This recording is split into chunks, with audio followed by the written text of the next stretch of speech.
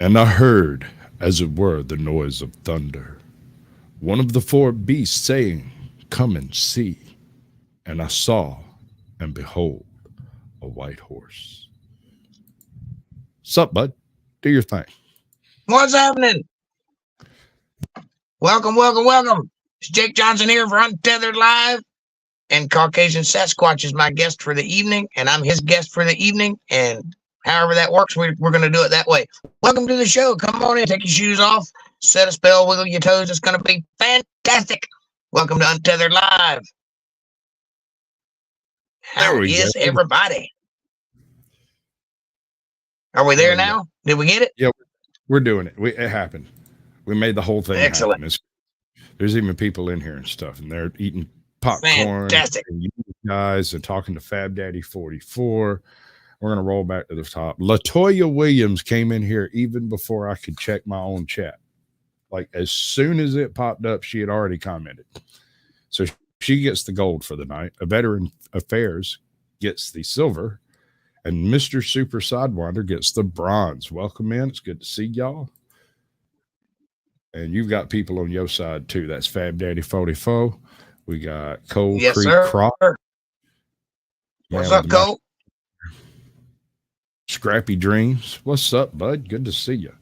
Amanda, how you doing? Wait, let me try that again. How you doing? How about that? That works. And that's pretty much everybody. Welcome, everybody. Welcome to the show.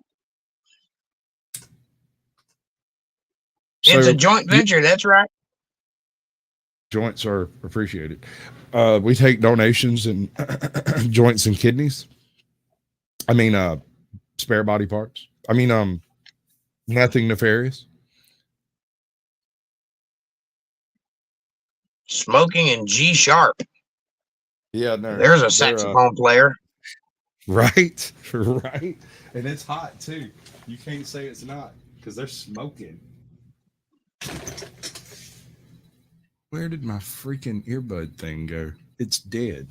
Which means it's Where did your earbuds go? I don't know. Oh, there it is. Got it. Okay.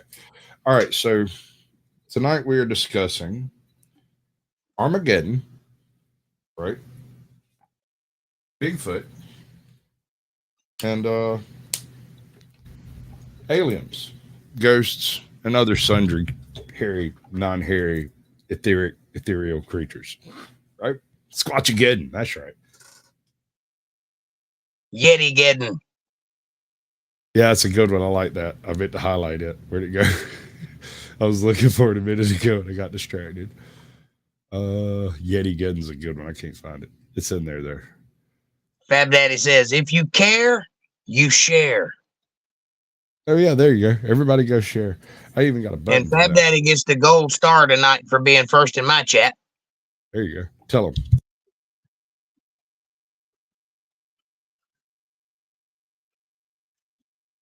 How is everybody doing? Are you guys having a good time so far? We're doing something different tonight. Me and Caucasian are going to talk all kinds of nasty, perverted things. We're going to talk about Armageddon. We're going to talk about Bigfoot, alien ghosts. We're going to talk about killers. It's going to be fantastic. All right, so let's start off at the top, right? There's a common misconception as to what the meaning of Armageddon is. And we were discussing backstage how the modern interpretation of Armageddon being this final battle at the end is only partly right. Correct. Enlighten the folks as to the literal translation of the phrasing. The literal translation of the word Armageddon means battle at Megiddo, but more specifically, it's a particular battle at Megiddo. Megiddo is a little valley just outside of Jerusalem in the land formerly known as Canaan. And there has to be several things in place in order for that particular battle to be the battle. So lots of battles happen in that area. I mean, they've been at war for the last 2,500 years. So all of those battles can't be Armageddon, but which one is? Well, the temple has to be built. we have to have the false prophet, the Antichrist, and all the armies of the world have to come together at Megiddo against Israel. And that's when Armageddon happens. That's the meaning of the word. Isn't that fantastic? In that bit of Revelation, doesn't it speak metaphorically of certain animals that would join the fray? Not there. Let me read you this little passage real quick so that you'll get an idea. Behold, I come as a thief. Blessed is he that watcheth and keepeth his garments, lest he walk naked and they see his shame, or his backside, or his front side. That's shameful. And he gathered them together into a place he called in the Hebrew tongue Armageddon, which would be the valley of Megiddo. Who is he gathering into place? All of the world's armies are gathered together in one place. And the seventh angel, this is the seventh seal and the seventh vial. And the seventh angel poured out his vial into the air, and there came a great voice out of the temple of heaven from the throne, saying, "It is done." This is the end. This is where I'm going to intervene. That's when God steps in, according to Revelations. And there were voices and thunders and lightnings, and there was a great earthquake, such was not seen since men were upon the earth. So mighty an earthquake and so great. And the city, the great city, was divided into three parts, and the cities of all the nations fell. And the great Babylon came in remembrance before the Lord. He remembered Babylon and how great that city was, to give unto her the cup of the wine of the fierceness of his wrath. That's Armageddon. All right. So where is the analogies of the end times in relation to the animal figures that are metaphorically brought up? Because I distinctly remember there being a reference to a ram, a lion, a falcon or eagle or raptor of some sort. Yeah. What comes to mind, and I'm just spitballing off the top of my head here, but it seems to me like that's in the book of Daniel, where they talk about the metaphors, because it's being a dream being interpreted. All right, Whiskey Written. I hear you. It's a party anytime you show up, bud. You bring your own drinks or we supply it, because I'm not going to lie. I let a burrito blow up in the microwave downstairs, and that place hadn't been right ever since.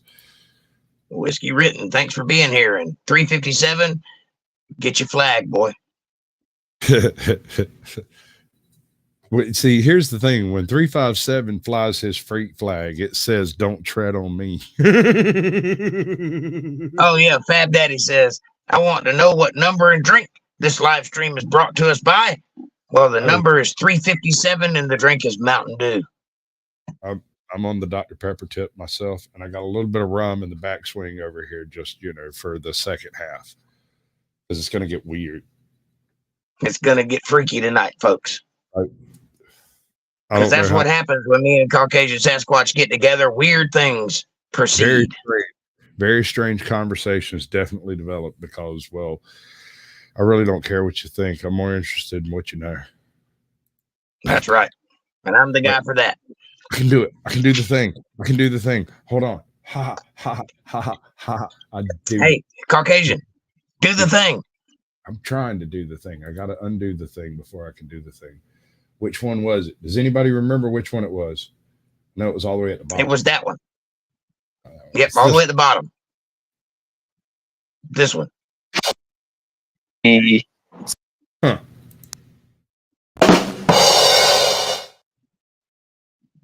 I'm gonna have to take that. That's not very effective. I need to do it better. Yeah, that's what we call a delayed reaction, folks. I had to start it like 3 times. I know my phone is lagging so bad. I press a button and it does nothing, and I have to sit there and I press it 2 or 3 times, and then it does it 3 times a minute later. One of the things I do if I'm going to be using a phone to enter somebody else's stream or whatever, if I'm going into StreamYard, I will do a full hard reset on the darn thing right before. I'll close everything out, then restart it and only open the 2 or 3 windows I specifically need to get to where I'm going, and try to close everything after I get it open before I go in. What's up, Tony's Coffee House? Welcome in. You two, y'all. I would like to get you two in a stream to have a discussion about just this sort of thing, because he has a very similar but very different sort of stream as you. He talks about the word, and he That'd be interesting. Willing to call in and all that stuff, but it's over coffee and light music as opposed to jamming like hell and Mountain Dew. And I'm more of a Red Bull person, you know. Fat Daddy says it's a tough question. What question is that? Israel or Palestine? Well, one of those places is a real place. So, well, all right. So a lot of this, and the thing is, and this is where everything really gets broken, right? Is when you go back to the history of the region, up until about 1930, it's relatively fluid. It's everybody's local. There's no real big outside armies walk. I mean, you got the Crusades and stuff like that, and you have the Alamein and all that, but it just kind of waves back and forth over the generations. And it's not until we get into the modern era of mechanized warfare that somebody showed up and went, look, all y'all get out of here and all of y'all can live here, and bye. And that's kind of. Yeah, I know, because previously all of y'all get out of here and all of y'all can leave. And then before that was all of them. Well, it started. This whole thing that's going on now is not new. Right, this war between Israel and Palestine, between Hamas and Israel, between Hezbollah and Israel, whatever's going on, you got to understand that these people have been in this region for 4,000 years, and they have been in war with each other for 2,500 years of that 4,000 years. And it started when Israel came up out of Egypt and came into the land of Canaan under the instructions of God to kill every living thing there. And why was that given?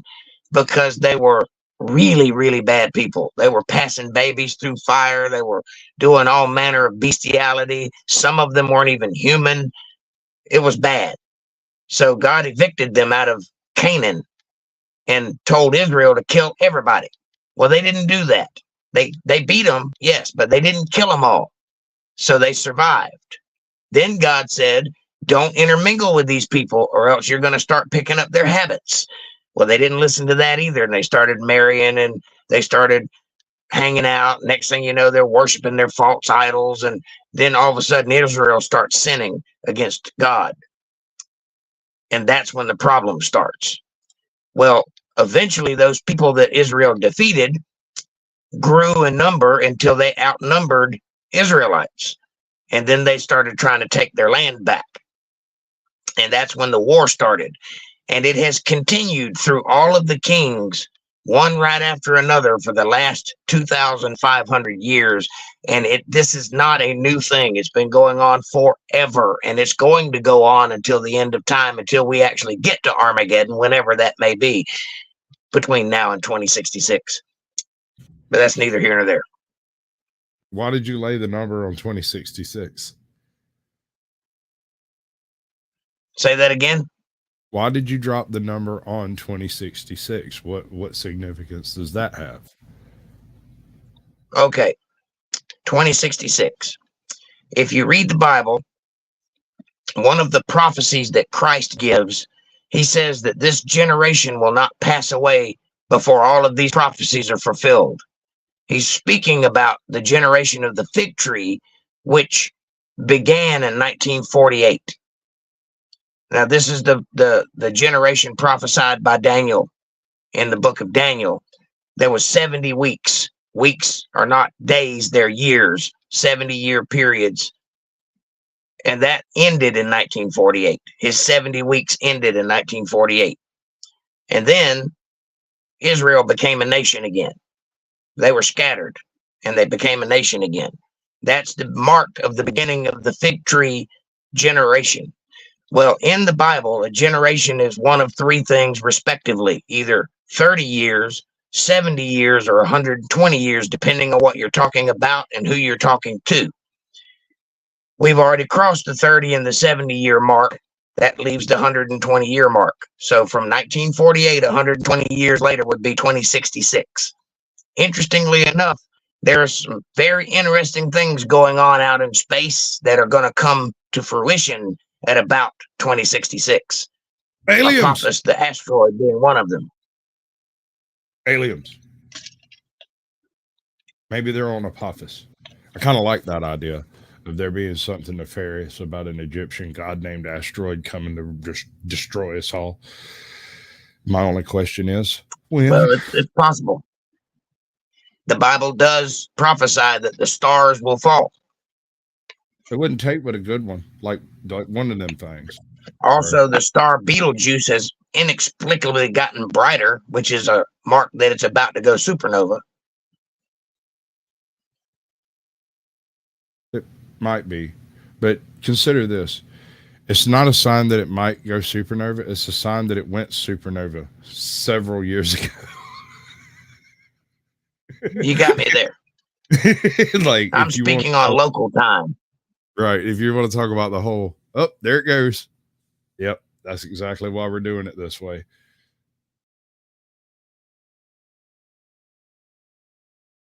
Should we go with like the uncomfortable silence, or should I go on with like my comedy routine?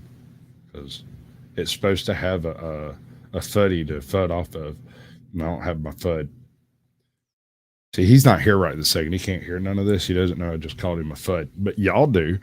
So when y'all come back in the chat, everybody just refer to him as fud, and it'll be great.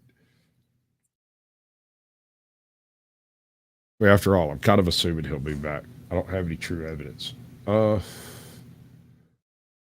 kind of want to continue the Armageddon discussion, but it needs like I said, it kind of needs a reflection to really work. All right. So the specifics of the whole Armageddon point is that we know nothing. One of the very first predictions is that no man may know. And so by default of predicting a given time, I believe that you are befuddling yourself. So the harder you try to predict, the less likely you are to be correct when that prediction comes to fruition on any level. Welcome back, Mr. Super Sidewinder. My guest merely stepped out for a moment for some very important business involving pressing button on his phone. Yep. And I'm back. And I'm back. I swear to God, man. No loopholes. He tried. I knew it was going to happen. Yeah, it's inevitable. So did you get all that? I got enough of it for it to work. We decided while you were gone that we were going to call you Fud, and that I'm going to Fud my ideas off of you. That's fine. Fud ahead on, Mr. Fuddy. So, Mr. Fuddy Duddy, can you tell me one thing? All right. So I was just saying that part of this whole predictions thing, I've always kind of had an issue with anything that predicts the future. And it's not just that whole time manipulation problem, of it being now eternally. That's its own bag of worms. We'll get it. We might get into that later. Probably not. My issue is it is established, even when you're talking about the old Sibyllic oracles, that no man may know the future. And even the Sibyllic oracles gave their oracles in a way that would not alter that future, so that you would still not know until it had come to pass. Right. So attempting to lay a date on the end of days as described in the Bible seems like peeing up a rope, quite frankly, because no man shall know his end. Actually, the Bible says that no man shall know the hour, but that doesn't mean you won't recognize the season. It's definitely There going to are happen. things that are prophesied in the Bible. And by the way, Jesus was not a man, he was God in the flesh. So he would know. And it was prophesied in the Bible that certain things would come to pass. And it Sure. also says about when certain things will come to pass. But as far as the actual end of the world, i.e., Judgment Day, nobody knows when that is. Only God knows. I don't have your news break noise. I wish it did. What's up, Janica? Good to see you, bud. Welcome in. We got Kevin Cog. Kevin Cox. I swear to God, if I had that man's name, I would be an announcer. Absolutely. I'd be doing sports or something. Somebody out there would have to yell my name at the top of their lungs every time I started my job. Fat Daddy said the end of the world's going to happen tomorrow at 11 a.m. because I have jury duty. Yeah, you're not necessarily wrong. It's going to be the end of your world for a little while. Yeah. Have you ever done Somebody jury asked me the other day, they said, Jake, do you think the world is 6,000 years old or 14.3 billion years old? And I said, I am absolutely positive it's at least 48 years old. Amen, sister. That is all I can verify. Those first few are a little fuzzy. But after that, it's pretty solid. Janica, good point.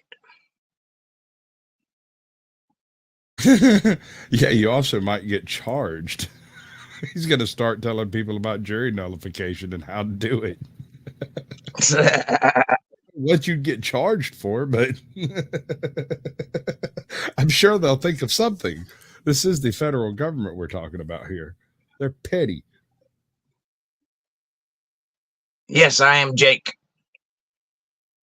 Wait, I am Jake Johnson. I have the names. The names are there. UntetheredLive. Yes, Okay. Jake Johnson. Right. And hello, everybody. I apologize for not reading the chat out loud, but it's kind of hard to do when you're having a conversation. But I'm reading the chat as we go, so I'm seeing your comments, and I thank you for them. And thank you for the new subscribers. Absolutely. Y'all go check him out. He's a unique flavor of mango. Definitely fruity. Just not sure exactly what flavor. My drummer's name is Mango. What's the chances? Wow. So what's up, Harry Nuts? Did I tell anybody how much I love Harry Nuts? I'm going to go see him as soon as he gets back in this hemisphere. He's up in the Northeast right now. And I imagine he's Speaking of which, what's up? Do you have any idea when that will be? Assuming I can get everything done, I got to replace some bearings in my supercharger. They started doing the rattle. That ain't no good. So that's going to be probably a couple of weeks. And early December 1st ish. And how long will you be gone? Couple days. He's only in town for a couple of days. Will you definitely be home after the 10th? Almost certainly, assuming he's not late. I mean, probably. Most probably. Okay, because on my way back from Florida, I'm going to stop at your house, spend the night with you. All right, hit me up on your way down. I might be here. You never know. Well, I'm going down 95. I'm coming back a different way. Yeah, I'm going 200 miles out of my way to go see you guys. That's because I'm special. You know, you are special, and I love you. And it's the last time you're ever going to hear that. So suck it up. Like you shut up. You calling me fat? Good boy special, not the type of All right, Bigfoot. Let's discuss Bigfoot. Yay. Okay. Interesting. You should bring up Bigfoot. I say Patagonia.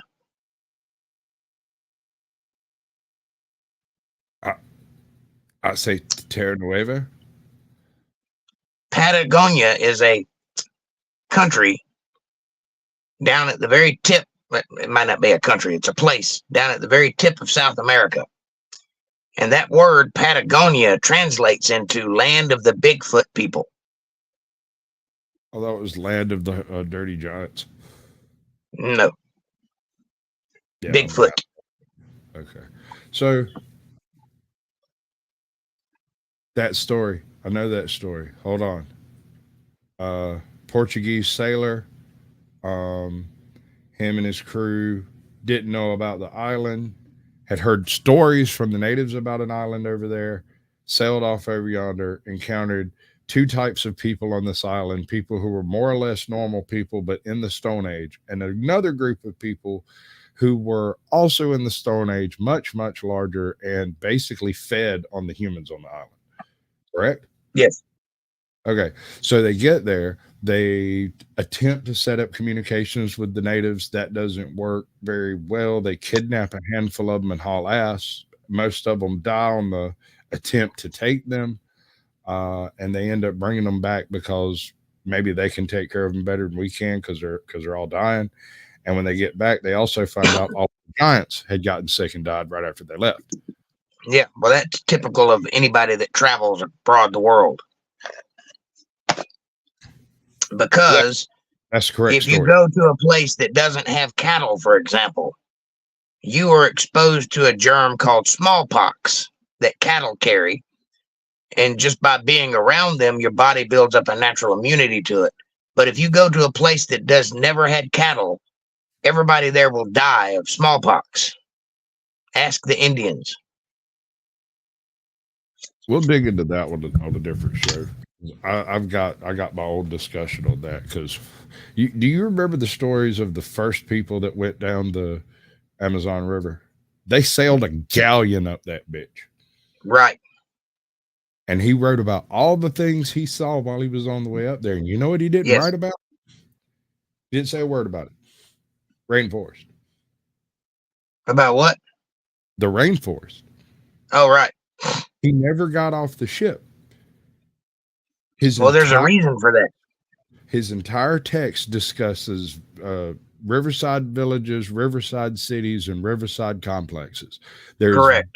17 entire lines in the entire account of him mentioning the trees, and in every case, it was mentioning a fruit tree he did not know the type of. Right, but not a rainforest. And there's a reason for that, because that rainforest was planted. I don't disagree with you. That is the largest food forest on Earth. It's just gone a little to seed. Well, if you listen to Graham Hancock, which I'm almost 100% positive is a fruitcake, but he's got some good points because of the nature of the research that he does. And one of the things he says is that the Amazon forest isn't real. It's man-made. And of course, he gets scorned to shame by the scientific community because of that statement. But I think he's onto something. Everybody but tree counters. Tree counters can't deny it because there's this weird ratio of the types and numbers of trees in the Amazon within a certain number of miles of like human habitation. Now you get off into the deep rainforest and you don't find this. It's different. The same types of trees, but a different ratio, what looks more natural numerically.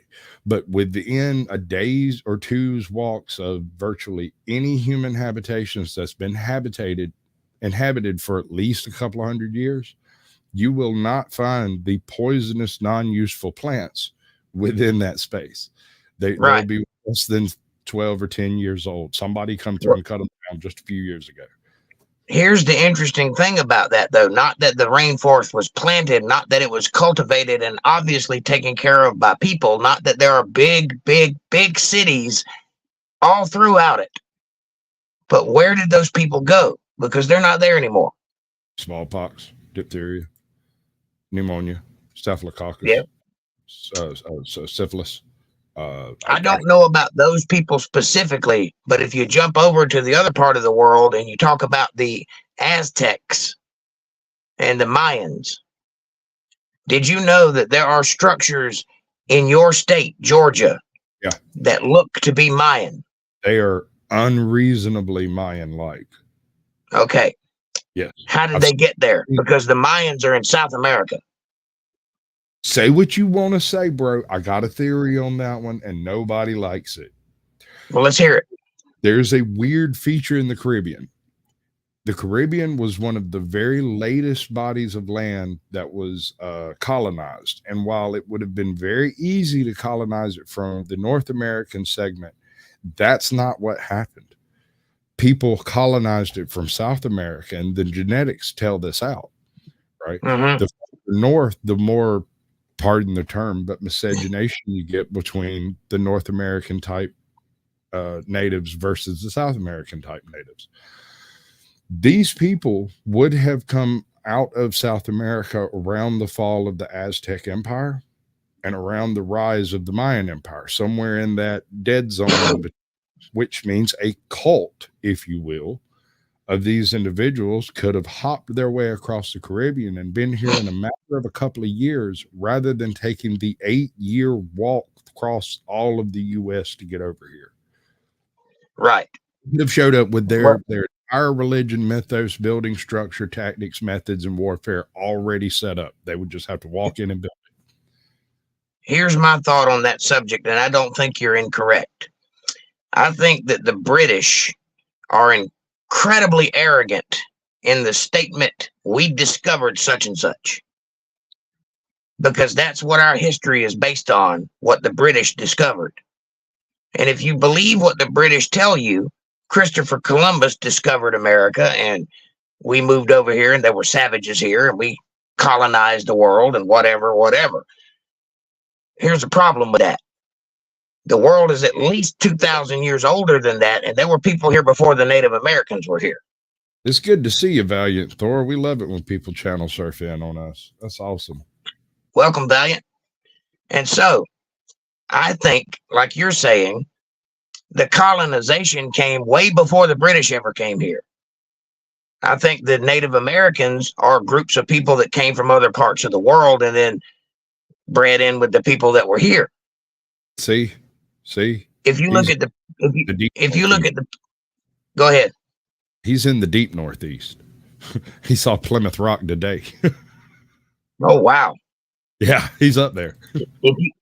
If you look at the Piri Reis map, one thing you'll notice that's glaring on that map from the 1500s is that Antarctica is on it. But it's a land mass, not an ice mass.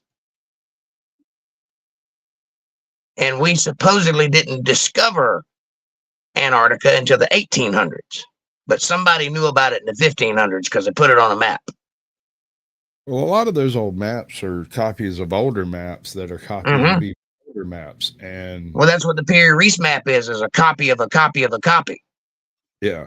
And when you get way back in the deep lore of such things, you start finding some really weird maps with lots of land masses that aren't there today or barriers in the ocean today. Yes. Well, see, that's the thing about the Bible. And this is the reason I keep going back to it is because it's correct. And if you study the things that are on the earth and look at the features of the earth and compare it to the scriptures that are written, it is 100% correct 100% of the time. And so if that's true, which I believe it is, then a worldwide flood did occur.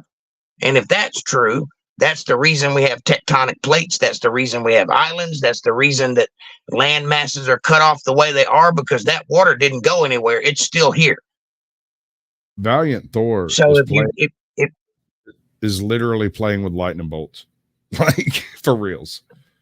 What is now? He's watching from Los Alamos National Laboratory Isotope Production Facility. Thank you for your hospitality. That's as close to as I could get. Playing with lightning. There you go. Okay, so let's take a left turn at this. Let's do this from a different perspective. So are you familiar with the Lovelock Cave incident? Yes, I was going to bring that up actually.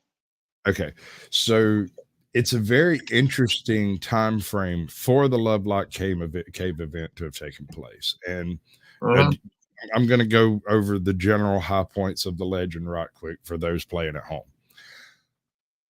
In some point in time before colonization, before the Columbus and all of that, this is at least one, maybe two generations before this event was written down by white men. Okay. So the people that told the story had no direct experience with it, but all knew people who did this, which is a little different from some ancestor, right? Okay. So here's the story.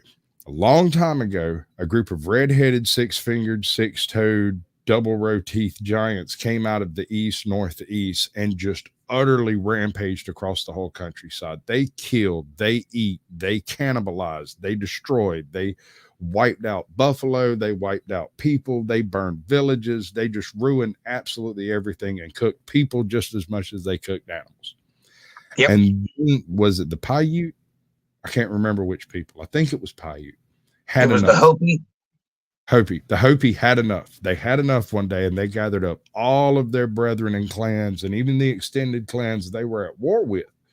They even gathered clans from outside of the area who had never been attacked by the giants to come and fight them because they wanted to see giants. And when they got there, they took massive losses, but they managed to push all the giants that remained into this cave called Lovelock Cave.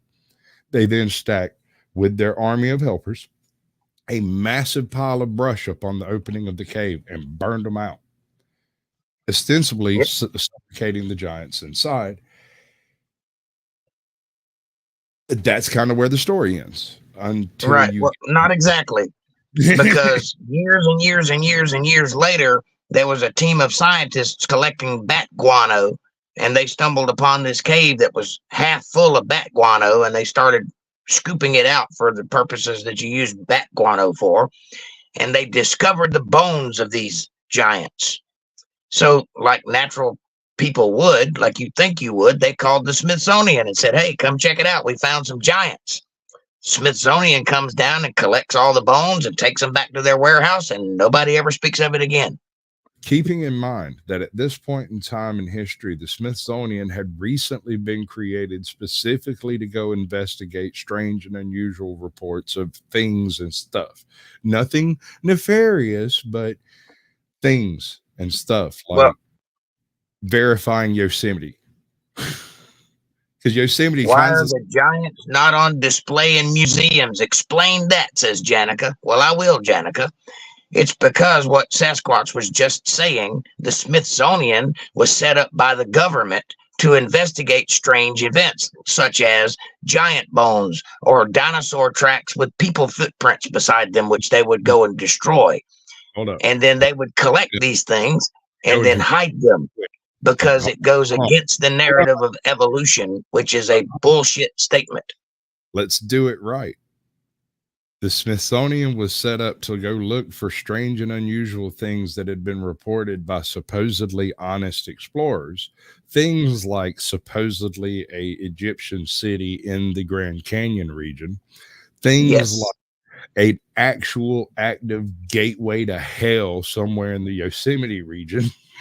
Things like what was previously a smoking caldera of Mount Rainier and Mount St. Helens couple of 100 years ago are no longer smoking calderas today, but had been reported to the Smithsonian previously. They didn't believe it. They sent people out to go check. These are the types of things that we have records of them checking on. Right. Well, don't have records of them checking on are things we have records of their people being in the area at the times these things were reported to have having happened, and yet no evidence reports or anything dated ever comes out of any of this stuff, even when the local papers name the individuals that were involved. But what we do have, if you go to the Smithsonian today, which I've been recently, as soon as you walk in the door, there is a display of the Lucy. You know who Lucy is? Yep. The monkey man person. Australopithecine. Yes. Yeah. There's a statue of Lucy standing by a fire next to her young child, holding a spear and looking off into the distance as if to look forlornly at the future coming in her direction. She has feet, by the way, and hands. The reason I say that is because the skeleton they found did not, but nor did it have a child or eyeballs for that matter. But there it is. And I asked when I went there, did you find evidence of a fire when you found Lucy? He said, well, no. I said, then why is it on the display?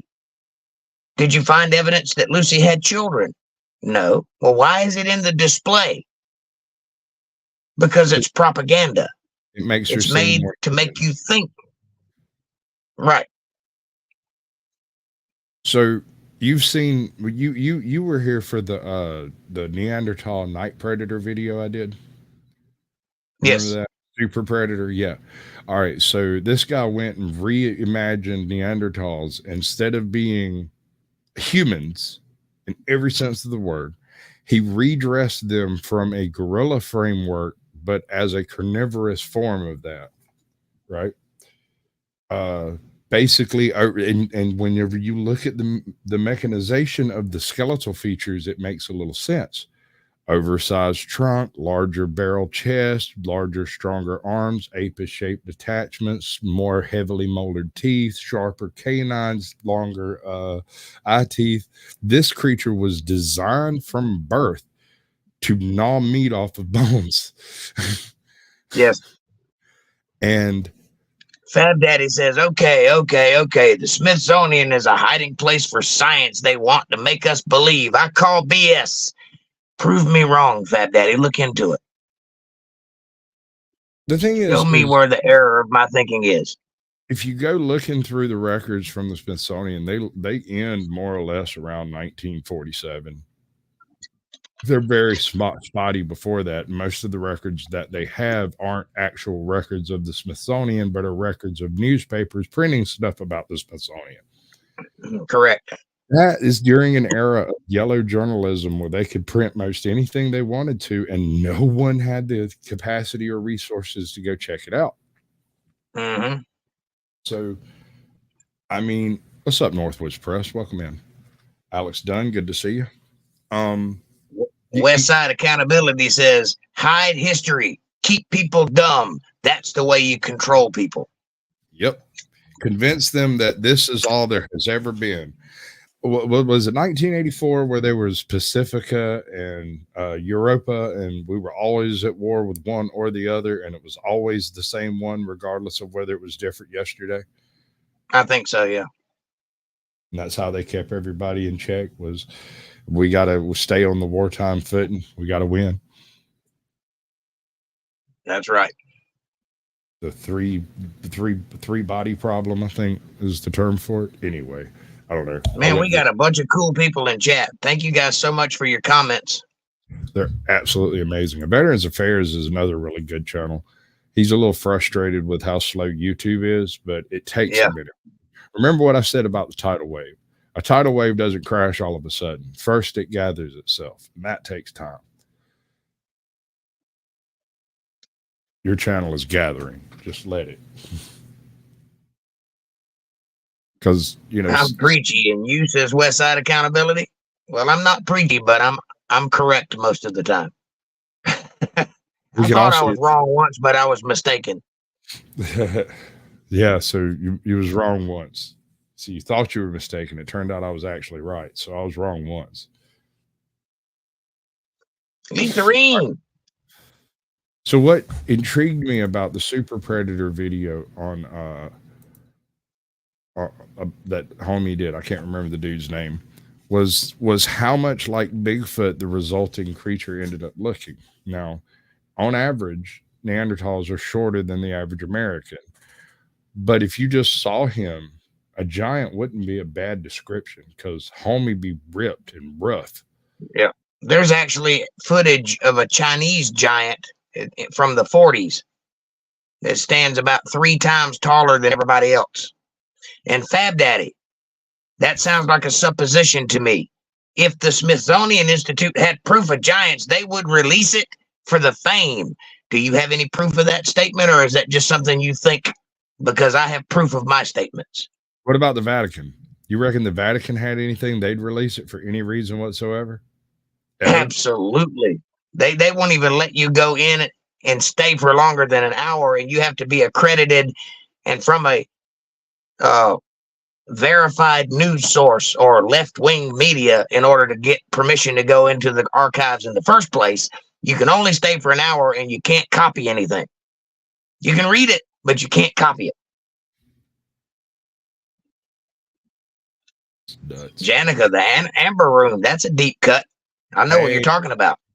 Dude, there's been at least 2 variations of it, possibly sort of a 2.5 type of approach, because the original Amber Room was built and it was smaller, and then they moved it to another room, at which point in time it was enlarged, and then part of it got stolen, and so they replaced it and then reacquired the amber from the theft and then enlarged the room again, and then the whole thing got stolen and they had to like reinvent it.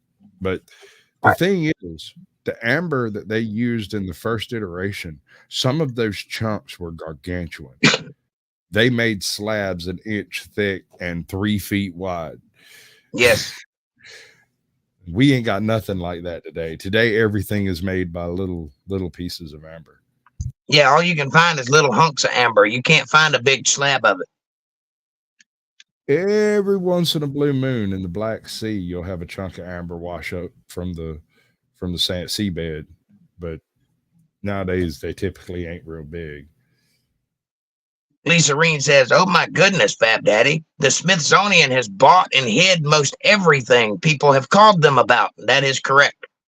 If you attempt to go find any particular exhibit from the past 150 years, and it doesn't really matter what exhibit it is, provided it's not currently on display in the public exhibits and being advertised and propagandized, you can't find it. They have no idea where it's at. They could. That's correct. And even if they say they have it, they've misplaced it. Yeah, when you get there, they won't be able to put their fingers directly on it. And if Fab Daddy says, sorry. They could have the Ark. Fab Daddy says, question the state, not the religion, huh? No. You're misunderstanding me.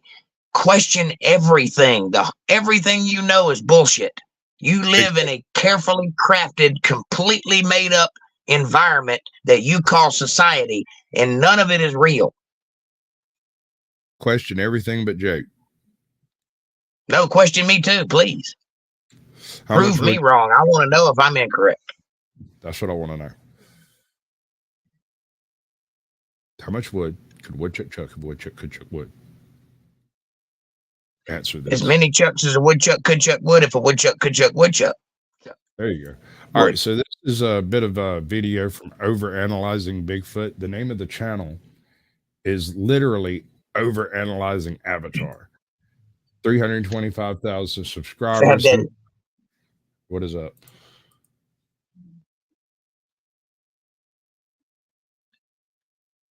So if y'all are interested in that kind of stuff, there's the link in both chats, I think. Yep. If y'all are interested. And these are play a video. So these are some of the best Bigfoot sightings, footages, stories, tales, that kind of stuff, you know. Oh, that's what I wanted to stress. When he says overanalyzing something, he's fucking serious. So be ready for that.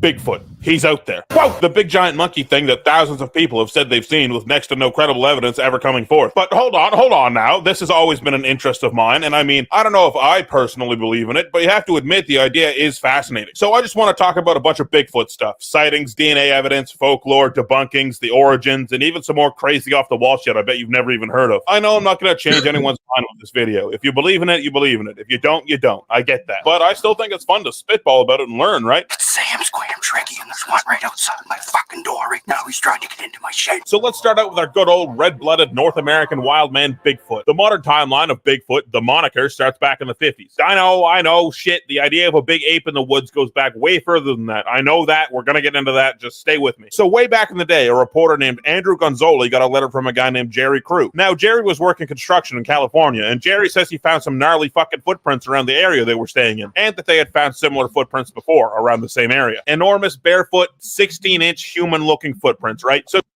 okay, so let's start from the beginning. Is it possible?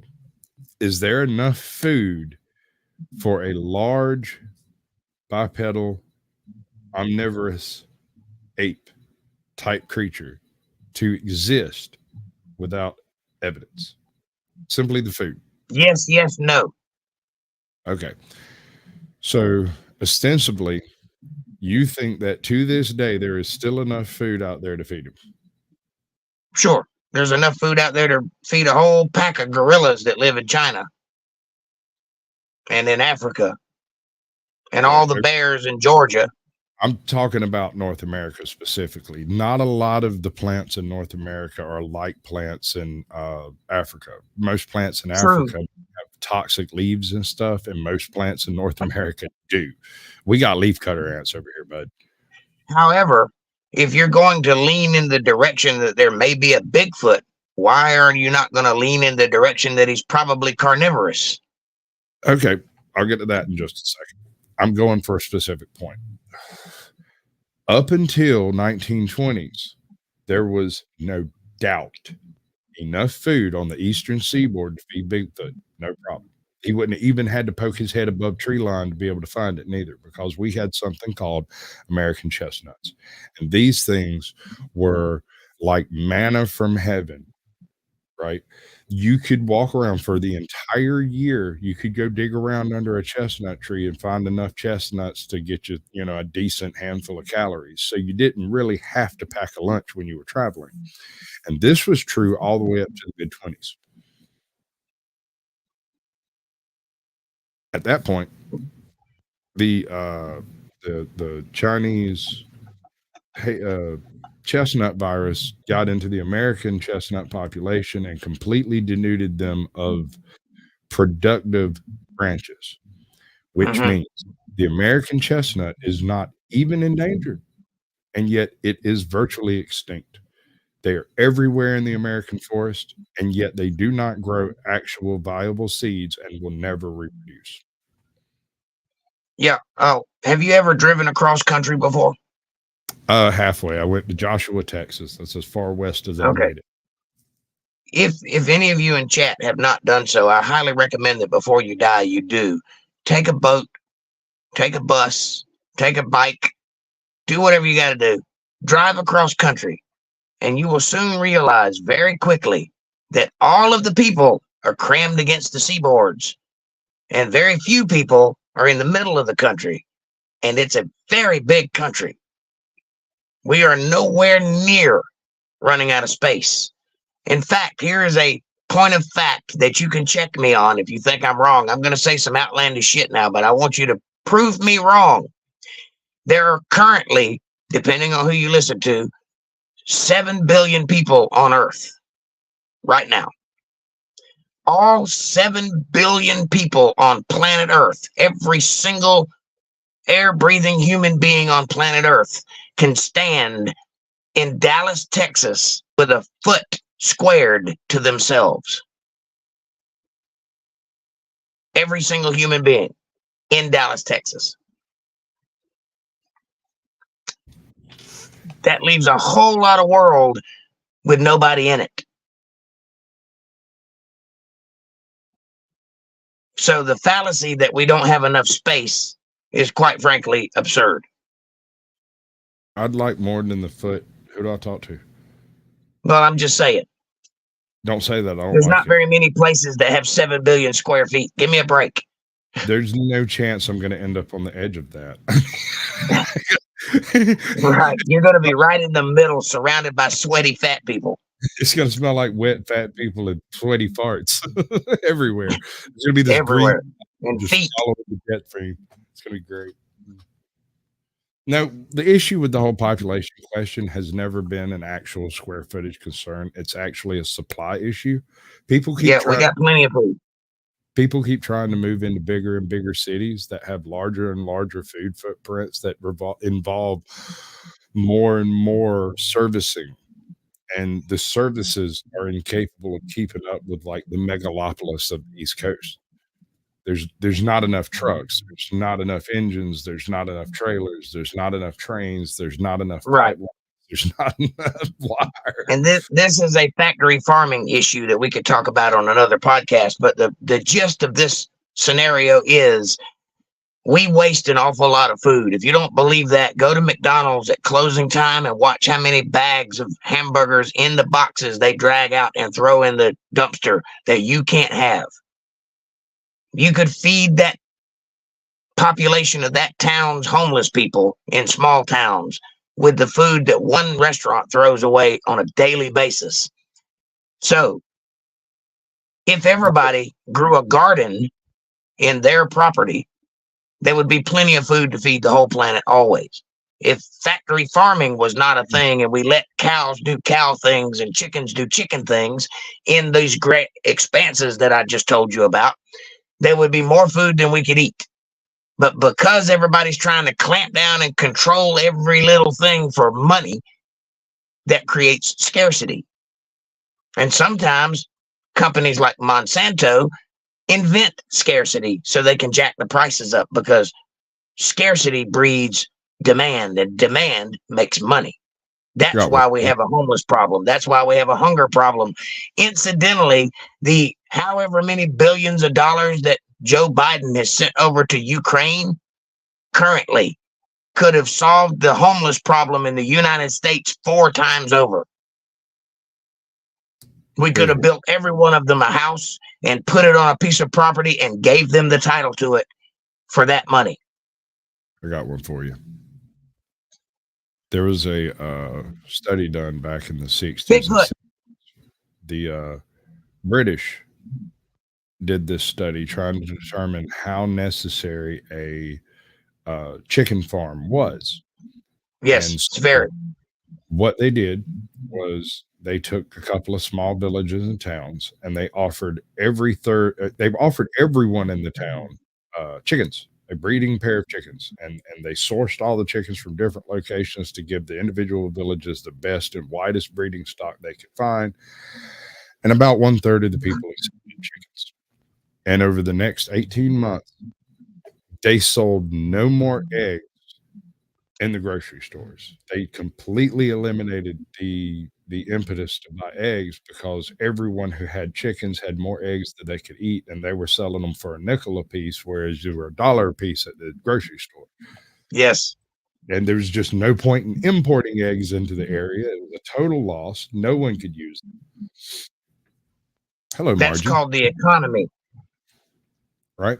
So if you did the same thing with like victory gardens, now not everybody has a green thumb. Not everyone can do a garden, and not everyone. Some people who can grow things can't grow an actual productive garden, right?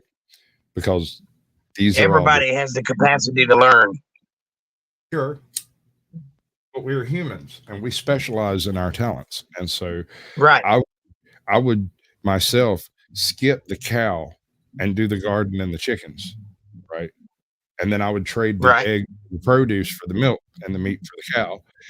And that's how I would have that somebody else does. Yes. Right. That's called the economy. And this is how this is supposed to work in America. It's worked this way since the dawn of time. However, the way the organization of the government has put together the bureaucracies to try to keep you from acquiring your own sustenance through your own method, they tax your seeds, they tax your fertilizer. Even if you have your own chickens and utilize your own fertilizer that you produce on your own property, they show up and calculate how much fertilizer you use based off the amount of land you have, and then just move on, and they just charge you for it. Yep. And do you know why they do that? Slavery is the root of all evil, for the love of money.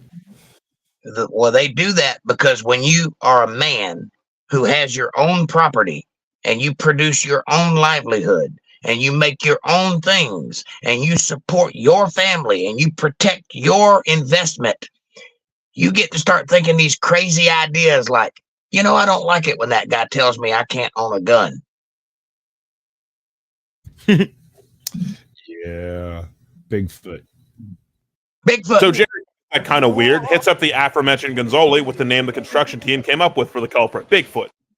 Seems to check out. Makes sense. Gonzoli prints the story. Not thinking much of it. Just an interesting read. Pretty innocuous, you know, not a crazy story. Psych, America's enraptured with the idea of a wild man in the woods, actually. That's where the idea of Bigfoot started, and that's where the name came from. Since that hot story dropped back in the 1950s, the idea of Bigfoot has changed a shade or two. It's not so much a wild man in the cultural mindscape now. The idea is more ape than man. And more ape than man implies there's more than just one of these things out in the woods. It's a species. Some people say Gigantopithecus, a long-lost, enormous fuck-off ape that lived about 100,000. All right, I don't buy that. Hang on 1 second before we go. I'd like to thank everybody for being here tonight. I'd like to thank all the new people and all the new guests and all the new subscribers. I appreciate your chats and your comments, keeping everything exciting. Won't you please do me a favor while you're here? Hit that subscribe button and press the bell icon so you get notifications of when I'm going to be online. Smash that like button for me and for Caucasian Sasquatch. It's free, it's effortless, it's right in front of you, and it really does help our channels with the algorithms and helps us get recommended to other people. Won't you do that, please? That's why we're here after all. Share this video with somebody you love. Better yet, share it with somebody you don't love. Bring them into the family. Make them part of the fold. Be part of their solutions, not part of their problems. Make me widescreen for a minute. Leave comments down below. Let me know what you're thinking. Question me, curse me, bless me, challenge me, confront me, conform with me, drink my Kool-Aid. Make your own Kool-Aid. As long as you're thinking critical, that's what we want. Critical thought coming from that brain of yours. And hey, if you dig what you're hearing tonight and you'd like to see more of it, you'd like me and Caucasian to get together more often and do crazy, wild, and extravagant things, you can have that if you'll support us in doing so. And you can do that for me by going to paypal.me/JakeJohnsonBand. Or if you're a Cash App user, you can go to $Jake Johnson Band. Every little bit helps. It's a win-win. It's a blessing for me. It's a blessing for you too, because we live in a reciprocal universe, and God, he notices these things. Caucasian, do you have a donation platform? Absolutely not. Think happy thoughts. That's my suggestion. Think happy thoughts.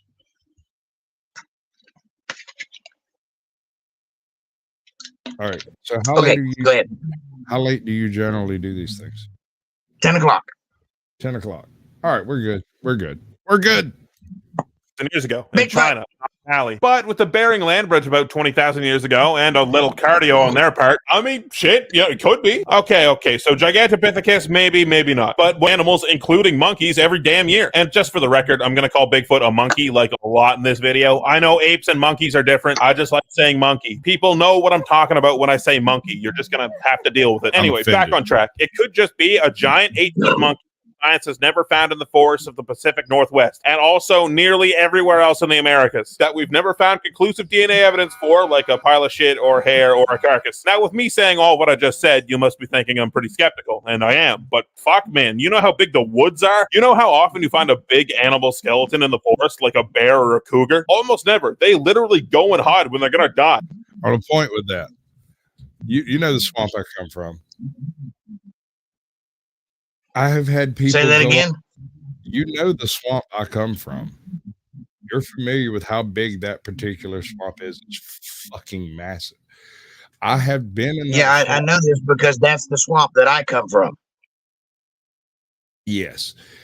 I've been in that swamp with people who came into the swamp who knew where I was going to come find me, and they could not find me, and I was in one of the places that I was likely to be. It wasn't like I was out of place or off base or anything.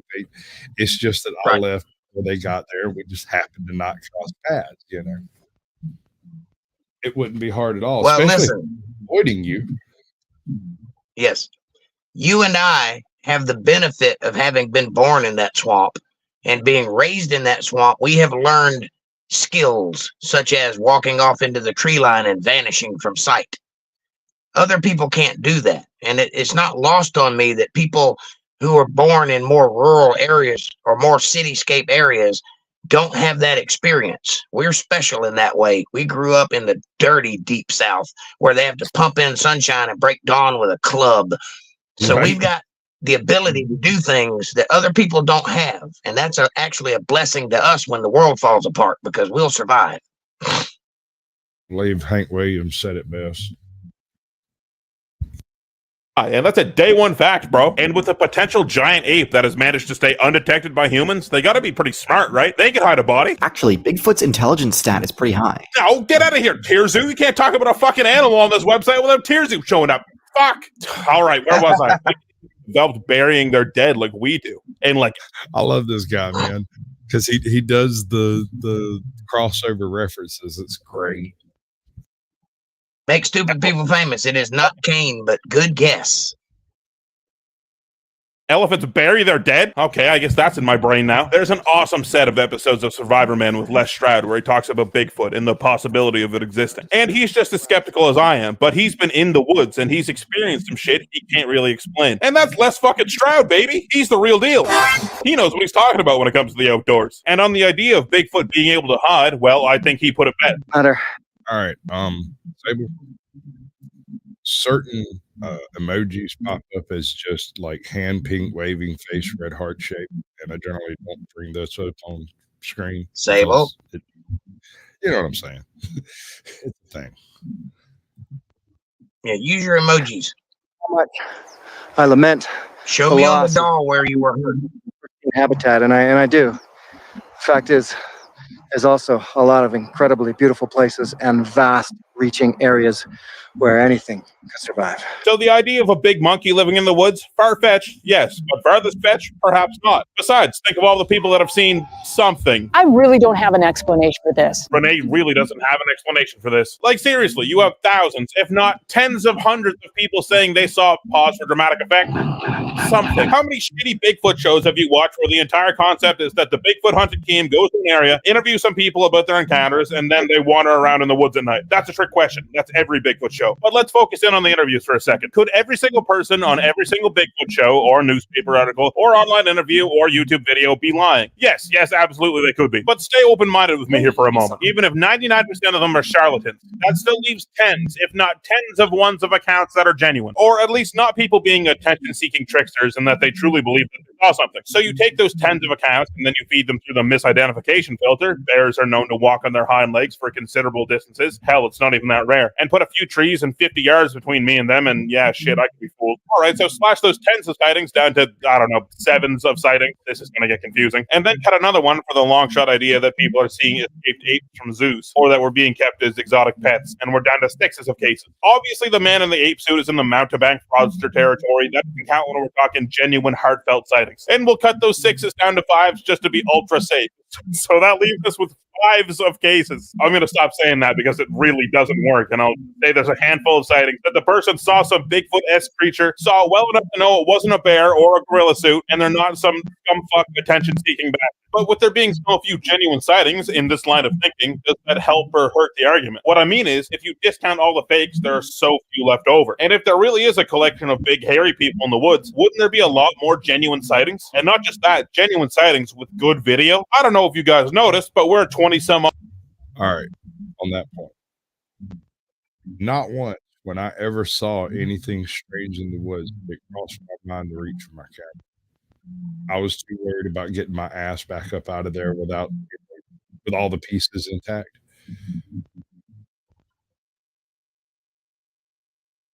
Yep. So first we seek safety, then we think about documentation. These weirdos that break out their camera when they see a Bigfoot, I think that's a strange thing. That's suspect in the Yeah, very that is first. kind of weird. All right, it's not just me. Okay.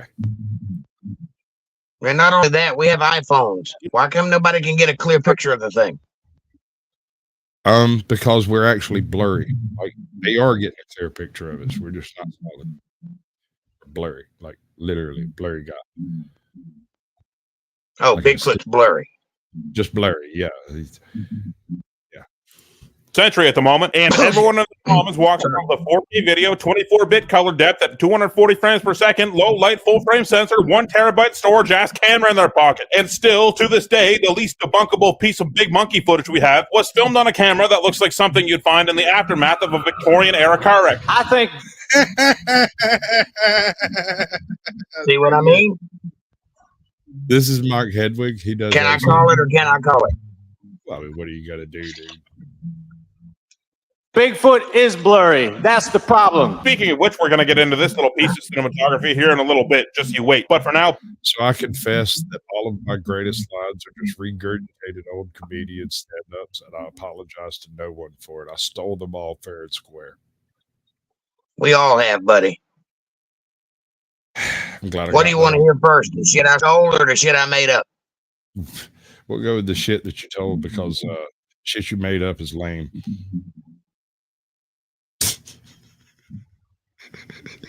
I'm sorry, dude.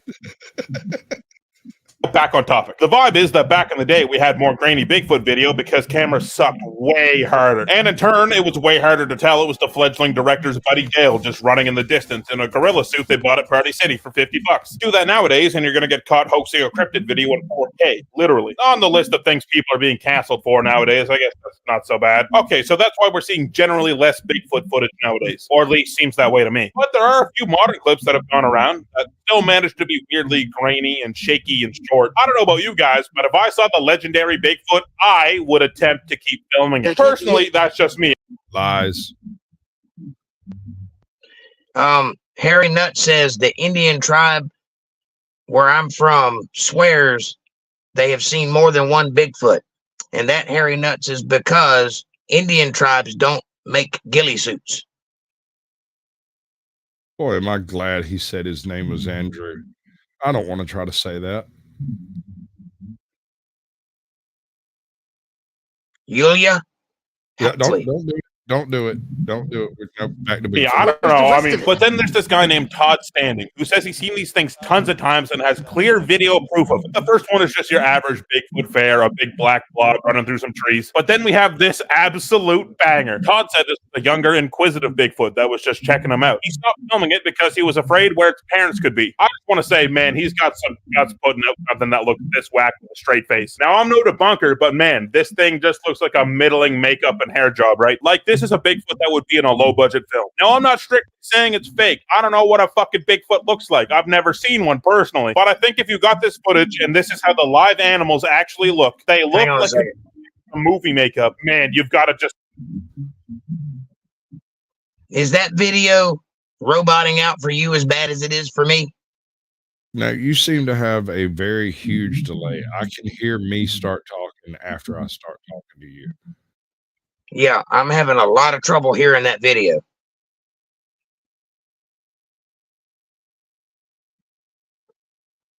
Let's see what I can do. Welcome, Yulia. Thank you for being here. Andrew.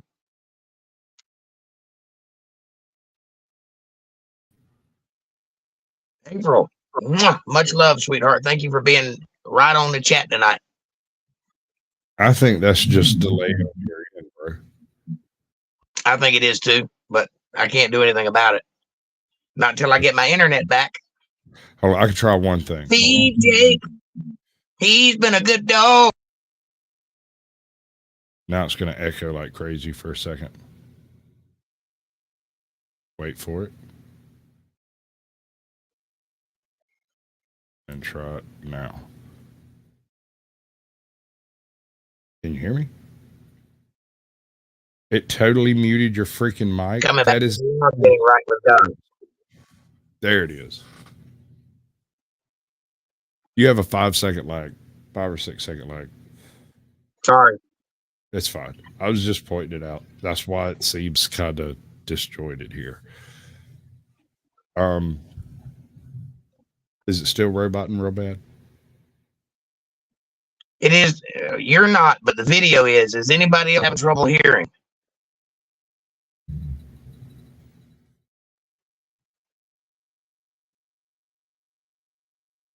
We'll see.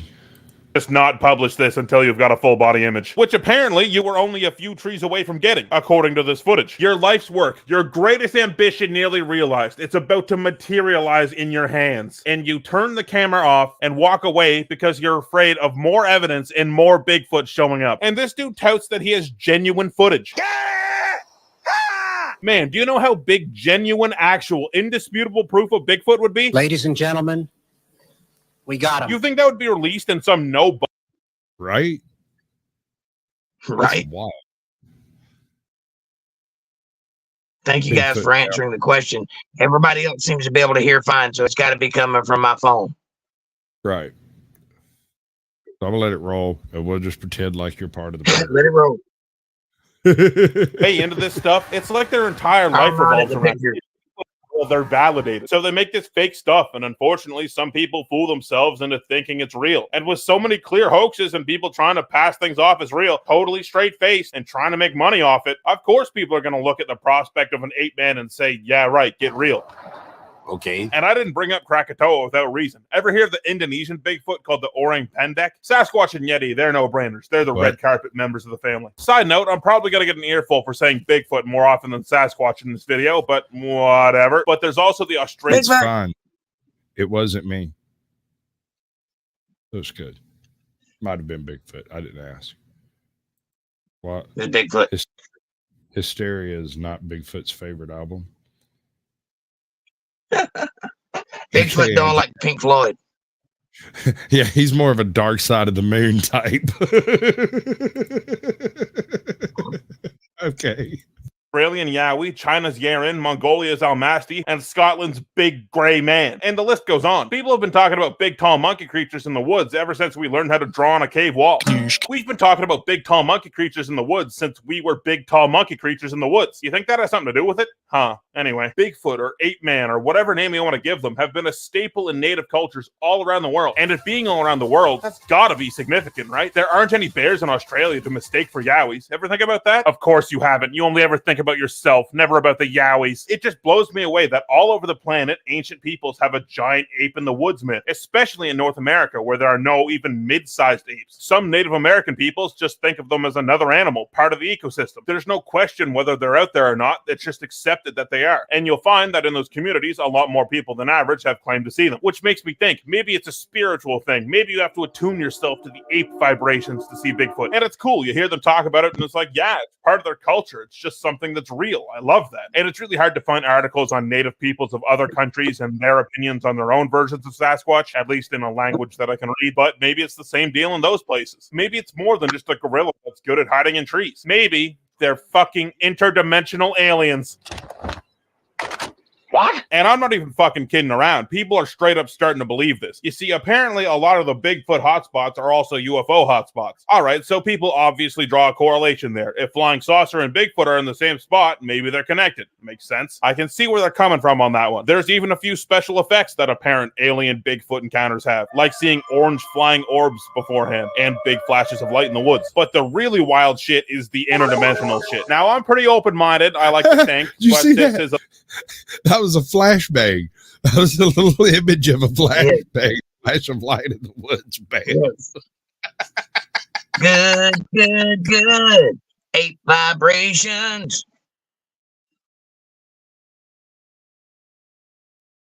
A little far gone even for me. Some people think that the Sasquatch species lives in a parallel world or higher dimension than us, and they can choose to cross over and back whenever they like. And this solves some of the classic Bigfoot quandaries. Why haven't we found a body? Why can't anyone get good footage of the damn thing? Why is it that people only seem to have fleeting encounters? Well, obviously, it's because they're able to open wormholes to another fucking dimension at will. Maybe that's what the orange orbs are. And this obviously implies that Sasquatch are smarter than us at this point too. Fuck, they've cracked at least physics-defying spaceflight and at most interdimensional travel. Then why the hell did they choose to cross over into our world and then just stand around in the woods? I don't get it, man. Can't they do that in their world? The Sasquatch conundrum has attracted all sorts of people with all sorts of mindsets, clearly. But all this adds up to being wild postulation and pseudoscience for the moment. What about cold, hard, unfeeling, non-pseudoscience? Some people are even calling it just science nowadays. Sometimes you hear they found some nearly human DNA that they can't explain in the woods. That looks like it's something from a primate. Well, whenever I hear that, I wondered just who's saying that. So I looked into it. In a paper published by the Royal Society Publishing in 2014, a team of scientists led by Brian Sykes of Oxford University DNA sequenced 30 hair samples that had been historically related to, quote, anomalous primates. Man, the science crowd always finds a way to make it sound official, don't they? So they sequenced all these notable pieces of what was supposed to be, at the end of the day, Bigfoot fur from all over the world. And what did they come up with after their rigorous testing? Polar bear, brown bear, horse.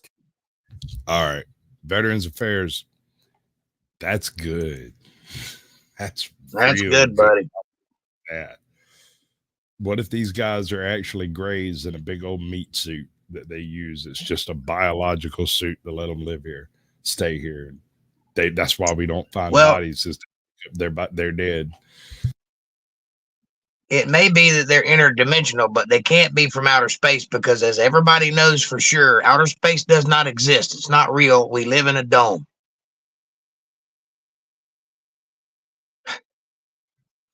I'm sorry. I'm ashamed of myself. Stop. Don't do it. Don't do it. Say it for the people in the back.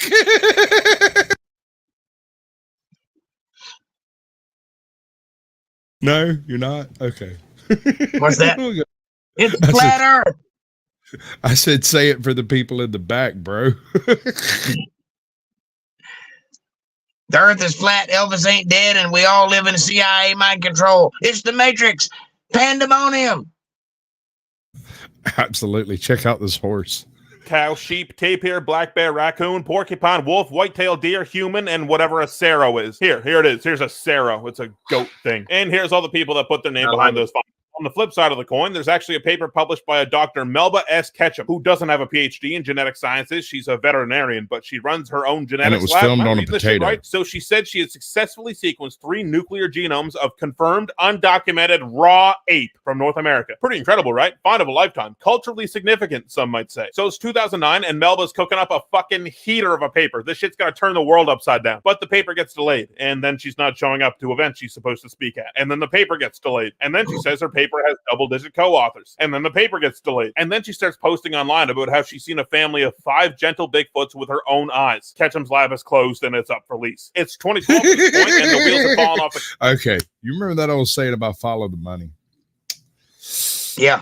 In Bigfoot circles, we're gonna have a link in 10 minutes. The link will come available in 10 minutes, and he can decide if he wants to continue what's going to happen after this atrocity. That atrocity. Right. Hey, John. Welcome in. Good to see you, Flow State. I'll be dropping the link. Shasta Valley Outdoorsman. What is up, my brother? You ever seen Bigfoot? Tell the truth. Shame the devil. Well, I looked at myself when I was naked in the mirror once, and I thought I saw him.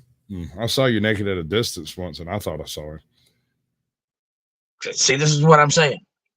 I don't know what you were doing out there in the woods, man. You need to stop taking. I have a giant penis. That's what we're talking about, folks. It's only because when he steps on it, it gets swollen. But hold on. Damn, I've got to get that somewhere where I can actually use it. I have a rim shot. I have an excellent rim shot, and because it's in the wrong place. But about Bigfoot. The cart 10 miles back. The paper finally comes out, and it reveals they had found 3 samples that came back to have identical mitochondrial DNA to humans, but the nuclear DNA was described as a novel. So literally, yo mama. Oh, by the way, that girl's story reminded me of the girl who found fibrous red blood cell tissue in dinosaur bone. This is an accredited archaeologist.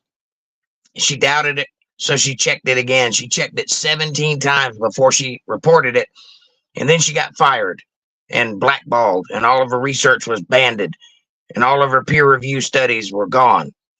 And then scientists started finding red blood cells and dinosaur bones everywhere because now they know what to look for, and they find it.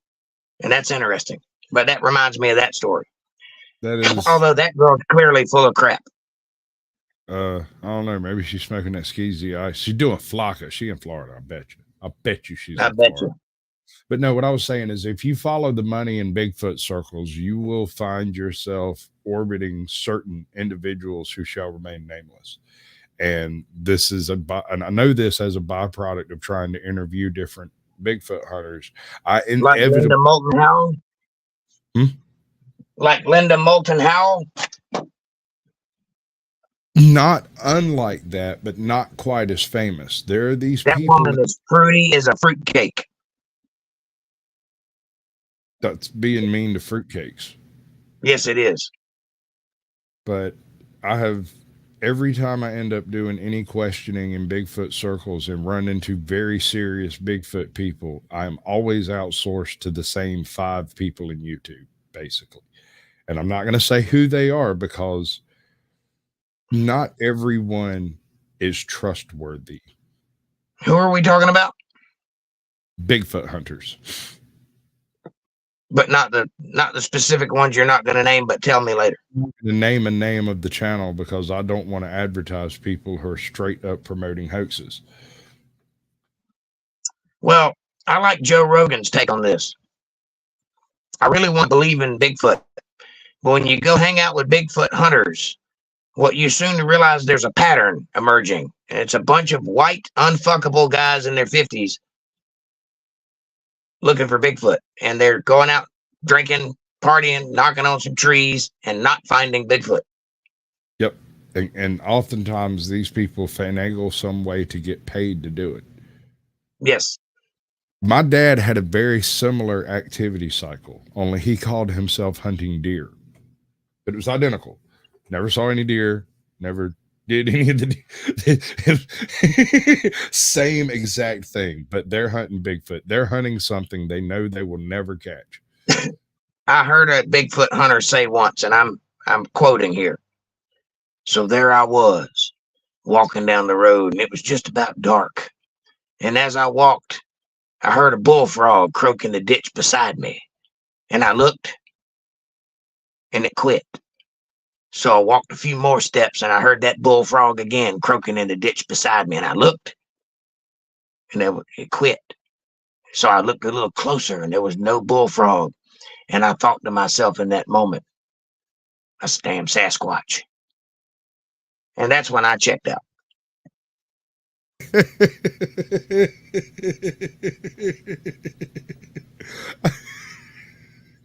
I was just thinking, this coming from the guy whose dad rode around with a dead bear wired to the hood of his fucking car. I'm sorry, van. Oh, good Lord. How much time has yonder mustache spent sleeping in the woods? Asked Shasta Valley Outdoorsman. Shasta Valley Outdoorsman. Have you ever heard of a man named Sherman? You know, the guy with the tank? Find his trajectory in North America, where his tanks went, where his armies went. Not tanks. And say what? Not tanks. Sherman didn't have tanks. Sherman. Shut up. That's my story. After the tanks went right. They named the tank after Sherman. Yes, but find his trajectory, and as you go through that trajectory, you'll come to a place called Buffalo Swamp. That's where I was born, in Buffalo Swamp, on that line that he walked through. So when you figure out that 25, 30 years ago, 40 years ago, all right, I'm getting old, 40 years ago, that place was about 80 miles to the nearest anything, and know that I spent my entire childhood in the middle of that. That would answer your question. He's raised a damn sight more in Atlanta. Go talk to South Carolina, see how they feel about it. I hear tell they got the worst window, although I debate that point. Yes. I was informed by a very high authority in the Mayan, Native American, Israelite, Hebrew Israelite people that that was colonizer history. Yes. Pops in asked me middle of the show. I'm talking about how he burned all of South Carolina on his way through, and I'm like talking. A dude pops in, and he's like, "What are you talking about? Colonizer history? Absolutely, yes. Sherman was definitely colonizer history. There's no doubt in my mind that is accurate." Amen. Bigfoots. I was joking about the tank. I was making a comparison. That's where they always get you. So we don't live in a world with confirmed Bigfoot, so something obviously has to be screwy here. Ketchum, upon peer review, is the closest thing to scientifically posterized as possible. Keep in mind, Ketchum sequenced many samples, but was really proud of the 3 banging nuclear ones. The peer review revealed more than one of the samples being DNA from your classic black bear. Another sample was misgrouped, so I guess that one's just fundamentally off the table. However, some of the samples look promising. Some of the mutations were rare among humans, but common in other primate species. Seemed like they might be onto something, but it was then revealed the samples were almost certainly accidentally contaminated with human DNA from Ketchum's team. Fucking come on, Melba. Basically, everything that ever could have been wrong with the evidence was. Okay, so Melba's a bust. Sykes is out here crushing dreams, but there might be hope yet. Now, stay with me here. I'm gonna lose you, but I'm gonna bring it back. The show Expedition Bigfoot says they found some proper fucking Sasquatch DNA, and you cannot tell them otherwise. And yes, that's one of those fucking wander around in the dark and look for a big monkey shows, but hear me out. Delete that comment you're about to post. The thing is, they got a really reputable eDNA scientist from the University of California named Miroslava, and I'm not going to try and pronounce. All right, bud. You got about 30 seconds till the end of your usual show. Are you going to stick around and keep streaming what we're doing, or do you want to do some kind of talk out and then end your stream? Up to you. Sure. Let me figure out how to shut this thing back down so I can get to you. All right. Yeah. Let me have the screen for just a second.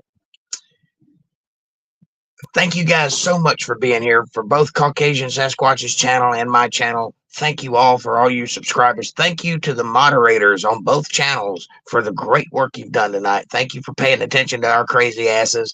Thank you for leaning into the madness. Come see me Monday, Wednesday, Friday, and Sunday on my channel at 8:30 and Sunday at 8. Anytime you want. That's PM Eastern Standard Time. And we'll be glad to welcome you in. And let us know who you are, and let us know that you saw us on Caucasian Sasquatch's channel. We love you. Thank you so much for being here. Have a great night. God bless you all, and I'll see you later. Thanks for watching. See you Friday. All right. For those of y'all who don't know, what's fixing place is I'm going to drop the stream link, the guest link into chat. I'm going to drop them in both chats in case anybody wants to hop up here. But no funny stuff. I'm the funny one. No funny stuff, right? Okay. I'm the only funny stuff this channel can handle. One at a time, damn it. One at a time. All right. So this should go to both channels, and I will give it 1 minute from now, and then I will end your stream. And everybody who wants to stick around for chat needs to come over to this side on the dark side of Caucasian Sasquatch. And everybody who just wants to cheese out because you're with him, I don't know what's wrong with you, bro. I could tell you. You got problems deep within your mind. Oh, dude, I remembered something the other day.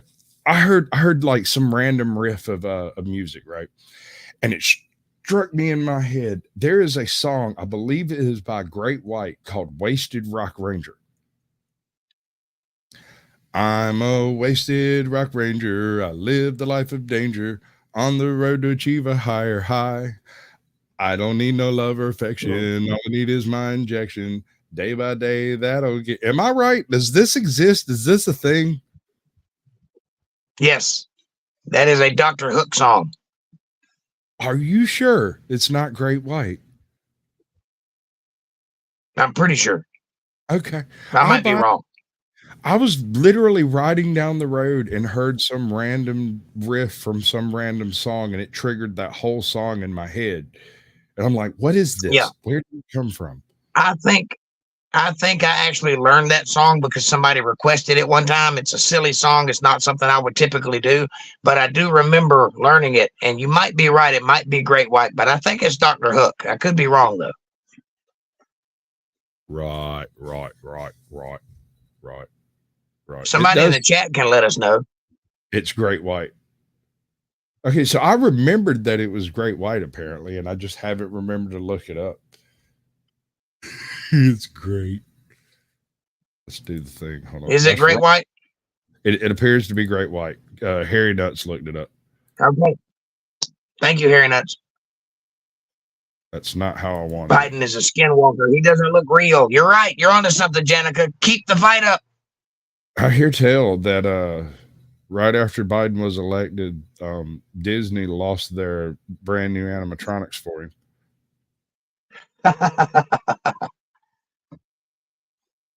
Bigfoot. Oh, you're serious? Bigfoot? I don't know. By Alex Jones's right jar, put my kids through college. Not her other names, but here they are. And according to her, she says that shit hit just right. She says that it's legit. Now, those findings haven't passed any peer review that I can find. This shit takes a while, but perhaps the hope is still there. Maybe. Don't pull a Melba on me, Miroslava. I don't think I can handle another betrayal. All right, asterisk cracks knuckles, asterisk. Let's get away from all the academics. You're here to talk about an ape man. You want some juicy stories and sightings. Fuck the logic. You want monkey. I get it. Trust me. Like a guy named Albert Osman said he got kidnapped by a whole damn family of Sasquatch back in the 1920s and stayed with them for nearly a week before escaping. That's been an endearing one, almost 100 years old, and you still hear about it. It's one of those ones where he said he didn't think anyone would believe him, but he came out after the name Bigfoot was coined and people started talking about the topic more. Didn't feel like such a kook at that point, I guess. Oh, and then there's the one with the wounded Bigfoot from something called the Battle Mountain Complex fire in Nevada in 1999. Apparently, around 20 firefighters found a seriously burned Sasquatch while fighting an enormous wildfire. It's said they surrounded it and caught it, and it was too hurt to really do anything, so it just accepted that it was caught. A veterinarian and doctor were on site, and apparently the vet let the doctor do most of the work because the animal was nearly human. So much so that everyone that leaked info on the encounter said it was sort of a strain of human rather than an ape. Shit. But all right, so this goes back to my Sasquatch tale that I call the hobo in a fur coat story. Now, you were in Florida in 99, 97, that whole time period. Your ass was down there rusting skunk ape or whatever the fuck y'all do down there, snorting flocka or however that works. I don't know. It was crystal meth and it was the skunk ape.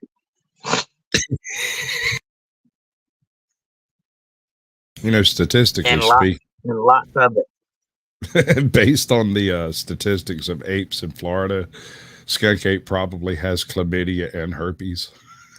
Probably. It's probably a syphilitic panda bear. I mean, a koala bear. Wait, that's way too short. What would it eat? It only eats eucalyptus. Stop. You're breaking the whole show. What I was saying was, you can see Biden up there going, come on, man. We got to raise those taxes. And there's a guy behind the curtain going, you moved him too far. You moved him too far. Move his arms. Well, come on, man. Corn pop. We got it. Kaplink, drop a couple of more coins in the slot. Raise those taxes, man. Come on. Are you a man pig bear? All right, so back in 1849, I dropped my ice cream on the circumstance where I had my weird encounter was very unique. We have not had a month like that, like a summer like that since. I have never seen the bottom of buffalo out there in all of my life. That is the only time I'm ever able to just walk across the damn thing. Yeah. Ordinarily, the place where I saw this thing is about 9 foot above where I was walking. That's the surface of the water typically. And so the whole experience was just very surreal before I ever went out there, before I even got anywhere near anything weird happening. It was just a really surreal experience to be walking around in a place where there's no grass, there's not really any leaves, most of it's sand, and the trees are 10, 20 foot taller than they usually are. To be where I was, you would usually have to be in a freaking canoe or a kayak, at the very least a flat bottom or V-bottom boat. I had a weird experience in Georgia too about that same time. About 1998, somewhere in that area. Would you like to hear about it? Sure, I got time. Okay. First, hey, you got to go back a second. I was doing crystal meth a lot in those days, like a lot, like a whole lot, like make Joe Biden blush, kind of doing some serious drugs. And I realized at that point that it was a problem, so I had to get out of there. I was in Florida. And I was also going through a divorce, which I didn't know I was getting divorced at the time, but, you know. Anyway, I packed a little garbage bag, and I got in my truck, and I drove to Georgia, and I went to my homestead, which had an old loft out back. And I don't even know that I told my uncle that I was there. I just kind of pulled up in the yard, climbed up in the loft, and went to sleep on a mattress that was up there. That's probably been there for 30 years. And so I dried out for the next 4 days. I slept on and off. I was in and out of consciousness. You know, I was really strung out. But every now and then I would open my eyes and there'd be a little blonde-headed boy standing there at my bedside wearing a red leather jacket and red leather pants, and he never said a word. He just handed me a plate of deer meat, and I'd take a couple of bites and pass out. And then I'd wake up and there'd be nobody there, and I'd pass out. And I'd wake up and there, that little boy was there again. Little shaggy, blonde-headed boy with a crooked tooth. And I remember it clear as a bell. It was like I was seeing an angel that came to take care of me in my hour of need. I was destitute. I had nothing in the gas tank. I was completely sucked dry from drugs. And every time I'd fade in and out of consciousness, I'd wake up, and this little sandy-headed boy was standing there with something to drink or a plate of food. Never said a word to me. I didn't even think it was real. I wasn't even sure I was eating anything. I just thought maybe I was hallucinating. And then one day I woke up and I lifted my head up off the bed and I looked, and there that boy was standing there, and he said, "Oh, so you finally made it." I was like, what are you talking about? I've been watching you sleep for 4 days. I didn't know if you were going to make it. So I'm glad to see you're awake. And then he got up and walked out, climbed down to the loft, went out. And I didn't see him again until I came out of the barn 5 days later. That sandy, blonde-headed little boy was you. And I don't know if I ever told you this or not, but thank you for taking care of me, because it was rough. Hey, man, look, I know somebody dried out when I see them.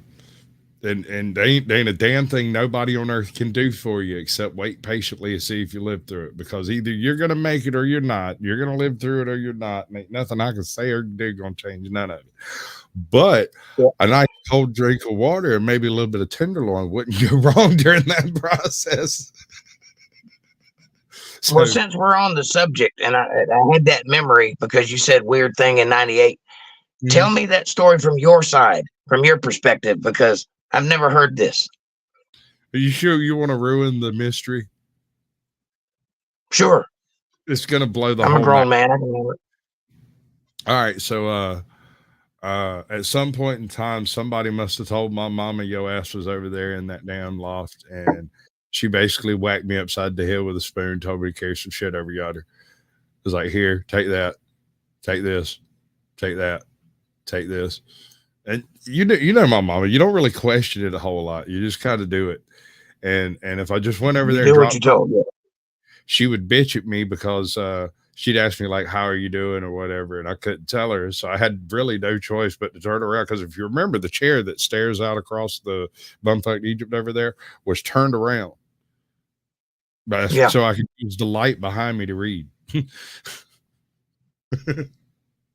So yeah, no, I pretty much just sat over there in the loft with my feet propped up, because if I went home, I either got the straight freaking riot act read to me because I didn't know nothing. I couldn't tell her shit, and you hadn't woke up yet. So what the fuck was I supposed to do?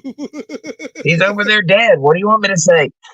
Right? He's like half a pulse from gone. I mean, of course he is. Oh. Anyway, thank you for that. Even if you were forced to do it, it meant a lot to me, and I've remembered it all these years, because nobody has ever stood by my side when I was down before, and you did, and I got you back for that. There's a lot of people who say that recovery involves going to rock bottom and returning, but I disagree, because once you hit rock bottom, in order to recover, the amount of pain, pressure, and desperation you have to go through involves ripping the fucking bedrock out from under yourself and digging deeper to get and once you I don't know. Once you realize it's going to suck so very bad for so very long that it no longer matters what you think about it right now. Right now does not matter. We're living for 6 weeks from now. Right. And every 6 weeks, everything gets better. Yes. Well, I don't know if I was at rock bottom, and I have since turned my life around. I've educated myself. I've done pretty good for myself. I don't know if that was rock bottom or not, but it was damn sure one of the lowest points I can recall. And in that time, I was completely and utterly alone. I had nobody to turn to, and you were there. And that says more about you than it does me, and I appreciate that. from the exterior of that, if you wasn't at rock bottom, you couldn't have possibly had very much farther to fall, bro. Dude, I'm sorry, bro. I'm gonna say this. I'm gonna say it. All right. I got sent over there with a plate full of food, told take it over there to him, and I went over there and I screamed and yelled at the fucking loft up there, and ain't nobody said shit. I climbed the damn ladder with the plate of food, and there's this fuzzy ragamuffin on the freaking mattress over yonder, and I just sat down and broke out my book, sat down the food, waited. I done yelled, threw shit up yonder. I done raised in mortal hell. He ain't waking up because I poked him. That's not happening. So, yeah, I knew that was going to happen. I'll be right back with you. All right. When I went up there and sat down, I just waited for him to wake up because what else am I supposed to do? So when he finally wakes up, he turns and looks at me. If he weighed 125 pounds, I'll eat my hat. That man looked like a burnout light bulb. He looked like he had bit hold to the electrical end and let it burn off all his fat. He was gone. He had like 2 hairs left from his mustache and beard that didn't exist yet. He looked kind of like a catfish because these things had been growing out a bit.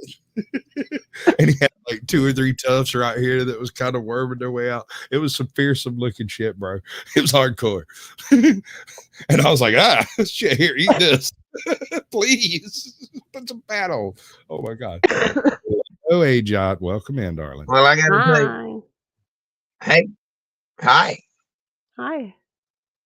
How you doing? Good to see you. Good to see you. How you doing? Well,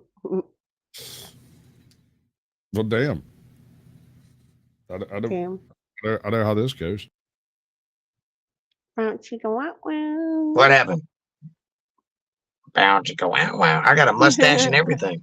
No, you don't need me. Yes, mustache right. Sucky now. How you doing? I'm doing all right. All right, wait. Let's do this thing. Hold on. We got the thing to do. Finally getting it fixed? Yeah, now it's there. Okay. What's up, hairy nuts? I love me some hairy nuts. Right? Oh, that's my favorite line. Much love, April. Can't get enough of it. I'm gonna go touch hairy nuts. Love, baby. I'm gonna go touch hairy nuts with my very hands. I'm not even gonna use gloves. I'm jelly. You should be jelly. You should be jam and jelly. Bigfoot. Only got a few minutes left. I have faith in y'all. You can do Let's do it. But yeah, they had to leak it is the thing. Apparently some sort of shadowy government enforcers showed up and told everyone to never talk about it. And the higher ups in the fire department agreed for equally shadowy reasons, which is a whole other branch of the Bigfoot lore, that there's this enormous conspiracy orchestrated by the powers that be to keep them just a myth, though they really are out there for some reason. We're not going to get into that today, but just know that is a school of thinking. So anyway, the injured Sasquatch is stretchered into the back of an unmarked truck. Apparently an ambulance wouldn't be low-key enough for the underground Bigfoot medical operation, according to the story, which doesn't make a ton of sense to me. It's an ambulance. Who's going to know who or what is inside of it? But the Bigfoot is shipped off to, quote, some hospital or university somewhere for medical treatment, and that's the last anybody hears of him. That's a pretty novel one, at least. Better than the thousands of the I saw him walking in the woods stories. But it'd be a lot better if the article I read about it wasn't riddled with spelling errors. Kind of lessens the impact or validity somehow. Or the time a bunch of gold prospectors on Mount St. Helens back in the 20s again said they were attacked by a tribe of Bigfoot. You see, apparently they saw 3 or 4 Sasquatch walking in the woods, so in classic big, tough 1920s man fashion, one of them decided to blow one of the Sasquatch away. So that night, all the lads are sleeping. Job well done, boys. Killed a monkey today. Right home to the wife about that one. Then suddenly their cabin is assailed on all sides by huge thrown rocks. It's the weird fucking 8 people. They're back, and they understand the concept of revenge. They absolutely pepper the cabin with huge thrown rocks before eventually just attacking the cabin walls by banging on them and throwing themselves into it. The story varies, but apparently the prospectors bravely fought back all the way until daybreak, upon which, of course, the wild men fled on some vampire-type beat. That took place in a little place called Ape Canyon, and it was named that because of this story. Now, I'm just highlighting the crazy stories here. Of course, you have all the mundane ones where a Bigfoot was standing on the tree line and then he ran away, from countless credible to semi-credible sources. But I've been saving the best for last. The famous footage that really put Bigfoot on the map. The footage that some still say is the most convincing Bigfoot film more than 55 years later. The Patterson-Gimlin film. All right, let's get the basics out of the way first. This grainy few seconds reported Bigfoot was filmed by All right. Now, Ajot, I've been over this before, right? Yes. Jake, how do you feel about the Patterson Gimlin film? I feel like it was a very good hoax.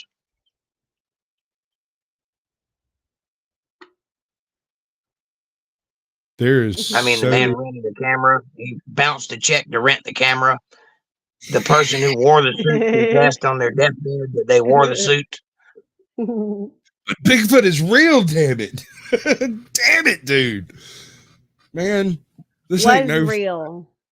It's easier I know to, it's real because Bigfoots don't have breasts, and that Bigfoot has breasts, so it has to be a female Bigfoot. which means there's babies around, right? That's how you know it's real, because why would anybody fake breasts on a Bigfoot? I don't know, maybe because they want to fuck a Bigfoot?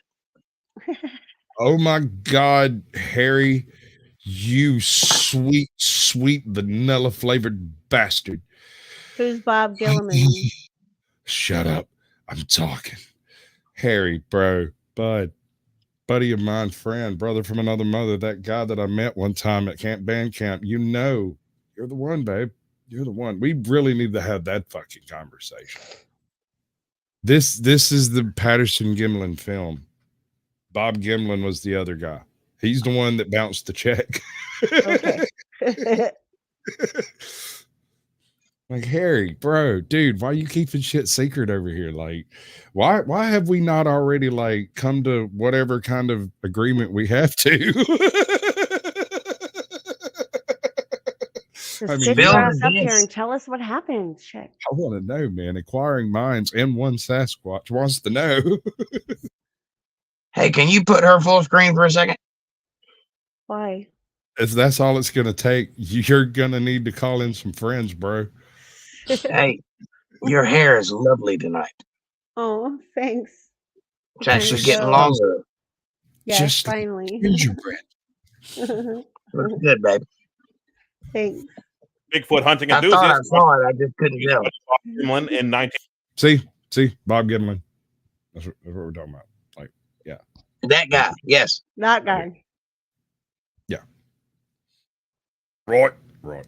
1967. It was actually filmed in Bluff Creek, California, which isn't far at all from the story I started the video off with the construction workers calling in about the footprints. Remember that? Roger's story goes that he was actually out in the woods to film a documentary on Bigfoot before stumbling upon the genuine article in the flesh. Like I said, everyone has seen this, and you've probably drawn your own conclusions, but I bet you don't have all the info. Like, for example, Roger Patterson unfortunately died only a few years after filming this from Hodgkin's lymphoma. And even on his deathbed, in the fleeting days life, he persisted that his film was real. And Bob Gimlin, to this day, at 90 years old, has been rock solid. He has always said that it is not a hoax. And some professionals agree that the likelihood of it being a hoax seems low, like Jessica Rose and James Gamble, authors of the book The Definitive Text on Human Gait. Yes, there are gait scientists. You learn something new every day. Jessica was solidly convinced they matched the gait of the video in their experiments, while James wasn't so sure. While Jeff Muldrum, professor of anatomy and anthropology at Idaho State, figured they matched some of the details of the walk, but not all of them. And that is a big argument. People say that humans just straight up don't walk like this. But the thing is, neither do apes. Science has been I can walk that way. If I had a bigger camera, I'd show you. Have you ever watched an old black man walk around? His butt sticks up like that, and they walk with their chest forward. People do walk that way. They do. Careful. Look at Samuel L. Jackson. He walks that way. Bernie Mac right before he died. Yeah, Jake, did Bernie you Mac happen walked that way. to see or catch his costume yesterday? Yes. Did The you? Freakazoid. Good evening and welcome. Yeah, that was to hilarious. There's like creepy. Oh, what's happening? Oh, freak out. Oh, whew. Good God, I can't do that but once a year. I do believe Ajot may have actually gotten some still footage over there. Jake, Yeah, what did you dress up as? Me? Or who? Yeah, you. Oh, I just had a Jack the Skeleton onesie. Cool. Yeah. I dressed up as a tired old man. Well, then you didn't have to wear a costume. It was a very convincing costume. Really sold it. I look like the real thing. Homie is still doing it. Halloween all year round? Yep. Why not? I got time. I get lots of candy there. Bigfoot. Paper. Film selected from the range of frame 307 to frame 352, encompassing a 46-frame sequence. The time duration for all of these frames to show on a screen is about 3 seconds. The distance covered by the subject in this time interval is about 16.6 feet. This means that the walking speed of the film subject was 3.85 miles per hour. The average walking speed of a human is 3.1 miles per hour. The alleged Bigfoot was over 7 feet tall, and despite its relatively short legs, we could justify this inferred speed based on a camera speed of 16 frames per second. Yeah, I mean, that's obvious. Everyone knows that. But what my point is that this shit is not solved. This is not in the dirt yet. Very smart people are still taking this little piece of film very seriously. Okay, so the walk is weird, but that's clearly just a guy in a monkey suit. Look at it. Well, maybe to the untrained eye, but when asked about it, John Chambers, who was famous for making the gorilla suits for 2001: A Space Odyssey, which were, by the way, primo, top-of-the-line, bleeding-edge shit at that point, was quoted when asked about whether the footage was a man in costume or not, and if he could make something like it, in saying, "I'm good, but I'm not that good," which is a very cool way to put it. I like that guy's style. Now, he was one of the best of his time, and that was his opinion. Yes. That is a bald-faced lie. Look at Planet of the Apes. They were better than the 2001 monkey suits. Yep. I gotta admit, those last couple of ones, man, they was really, really good. You could almost convince me there was some monkey people running around out there. Like, they were really good. Even though the plot sucked, the acting was terrible, the actual effects were amazeballs. Yes, and that came before 2001: A Space Odyssey. Is that right? Am I remembering that right? The ones I'm quoting, the ones I'm talking about are like the Marky Mark version and after that. Oh, yeah. No. I'm talking about the original Planet of the Apes with Charlton Heston. With that camera? Yeah, you're right. With the Patterson-Gimlin camera? Yeah. I mean, that thing looked like an old VW Beetle. No, what I'm saying is, he said that 2001: A Space Odyssey, the monkeys were top of the line. That's not true. No. In 1968? No, they weren't monkeys. They were Australopithecine, and your Planet of the Apes are more human than Australopithecine. So, right, but I'm talking just about the costuming. They were better costumes. Dude, 2001: A Space Odyssey had some of the best little indigenous monkey folk I've seen in a movie ever. Okay, but just get a screenshot of the two and compare them. Okay, will do. I can't do that, Dave.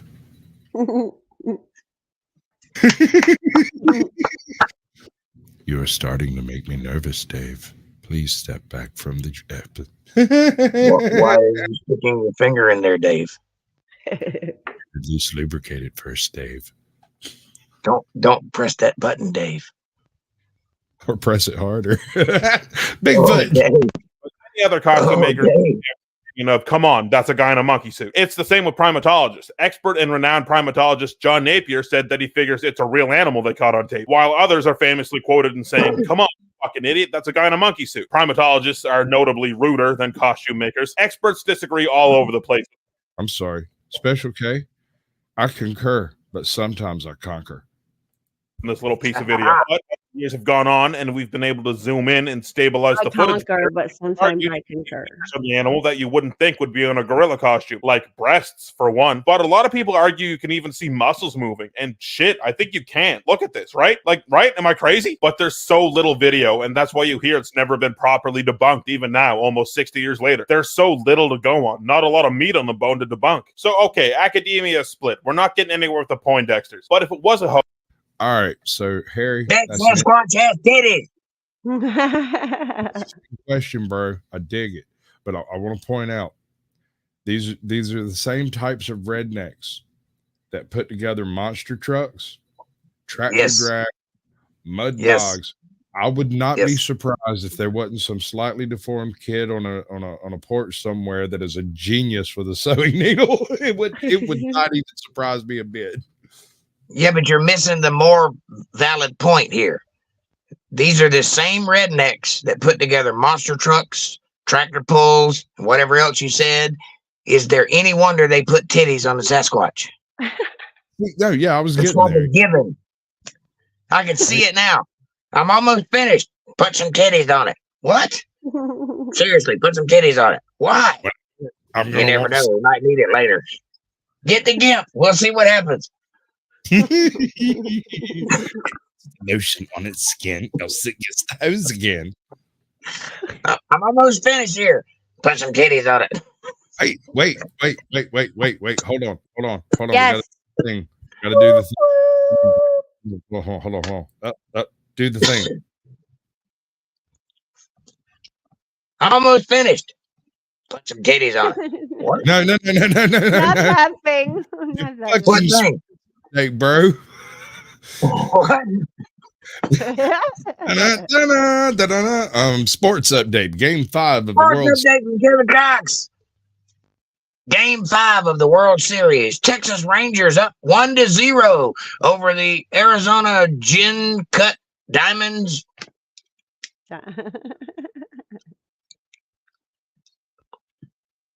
Backs. If Texas wins, they are the champions. Pull off the Diamondbacks because they have Eva Longoria. Back to you, Bob. No, I don't care about Good Eva enough, Longoria. George. Sam. That was really hard to do because that was really, really tiny text. Dude, I can't go both ways with it, bro.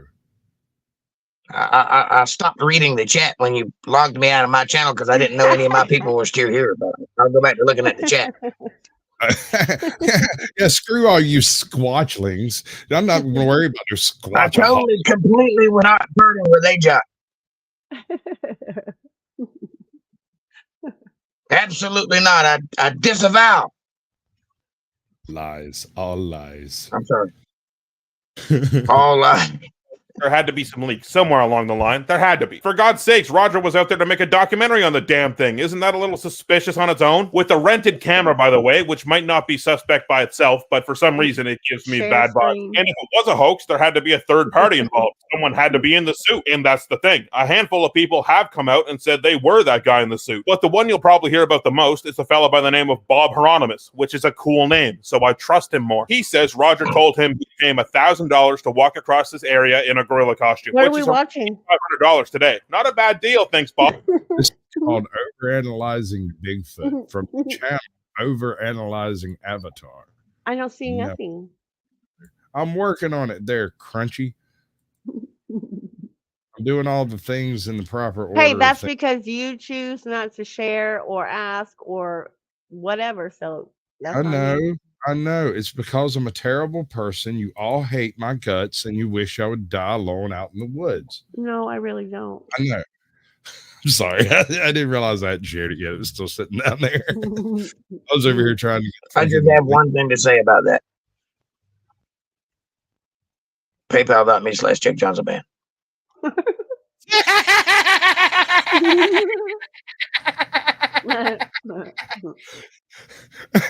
Okay. All he's got to do is not spill the beans. Easy enough. Well, apparently, my man never got paid for 37 years and then decided to come out with it then. Probably started thinking around year 35 he wasn't going to get the money, and then by year 37 he was just fed up. So if you believe the guy tried all that time, there's your answer, I guess. That guy walks like that. True. And then there's a costume maker by the name of Philip Morris who said he was the guy that made the suit for Patterson and then sent it to him by mail. Morris claims this, but has no evidence, no mailing receipts or a work order or any proof he'd ever mailed or spoken to Patterson ever. And the suit never turned up either. Like, if it was a suit, no one ever found it. Maybe they destroyed it right away. Old Patty saw it as a sunk cost investment, maybe. But still, you'd think that a probably very expensive custom-made gorilla suit, better than the ones they used in 2001, might be something you want to hide in a storage locker. Come on. That's solid dollar bills there, bro. There's even a penis on this one. I'm probably fixing to catch a strike. Shit. Somewhere at least. So we have some people maybe they were involved. Or maybe it was made out of bear hide.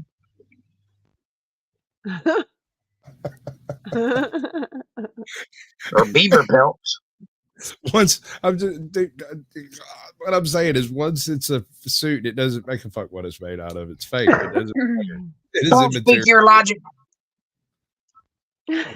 Bigfoot. Bigfoot.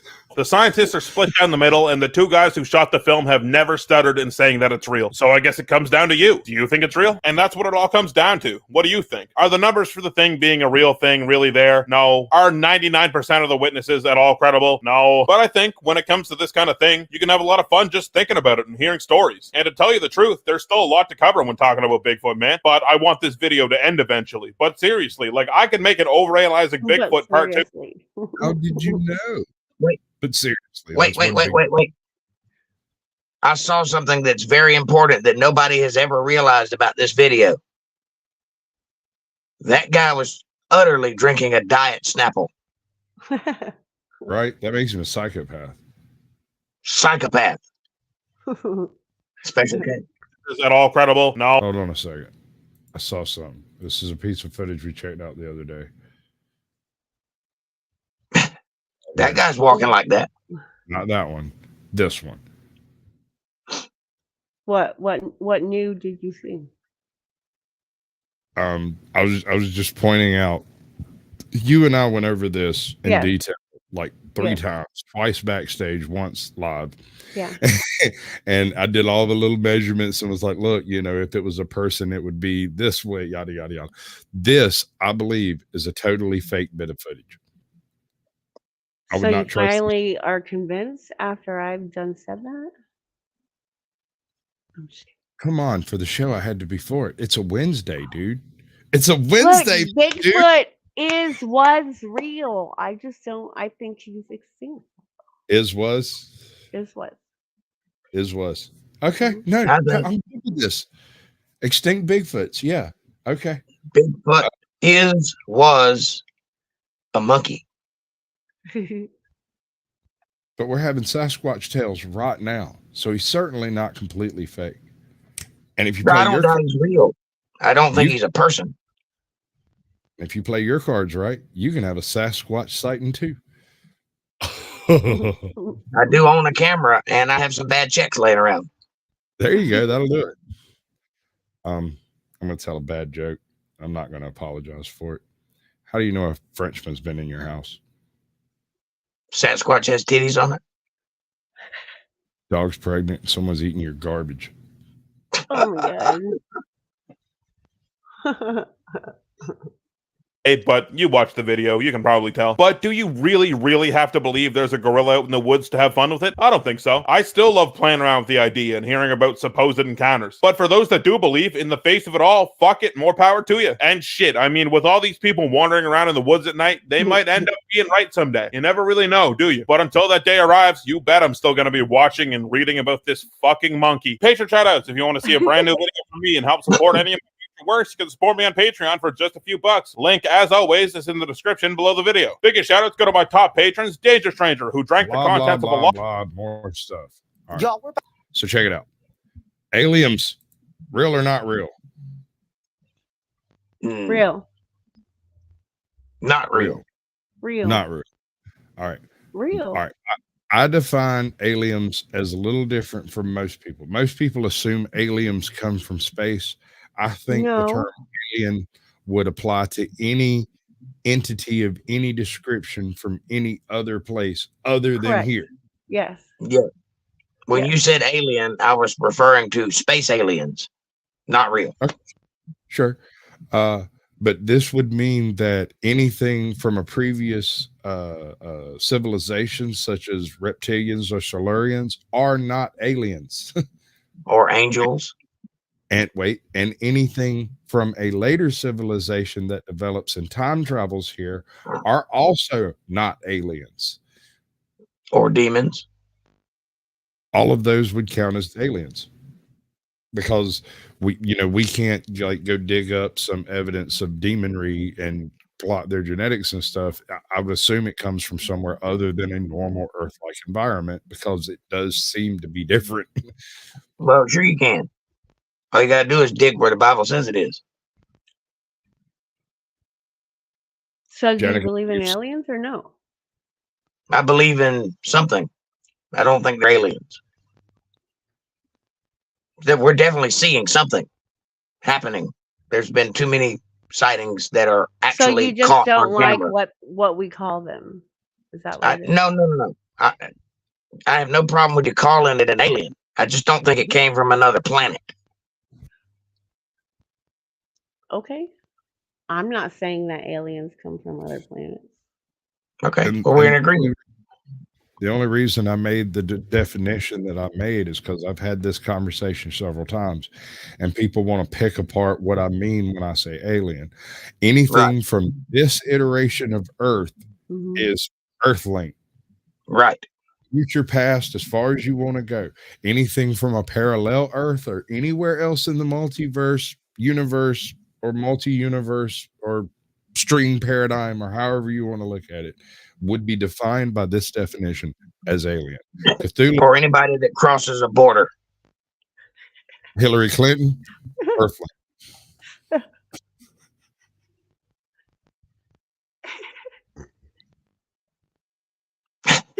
Sorry. I'm just being contrarian. I have a good authority that Hillary Clinton's vagina smells just like brimstone. Got a black helicopter. Turn the Frogs Gate.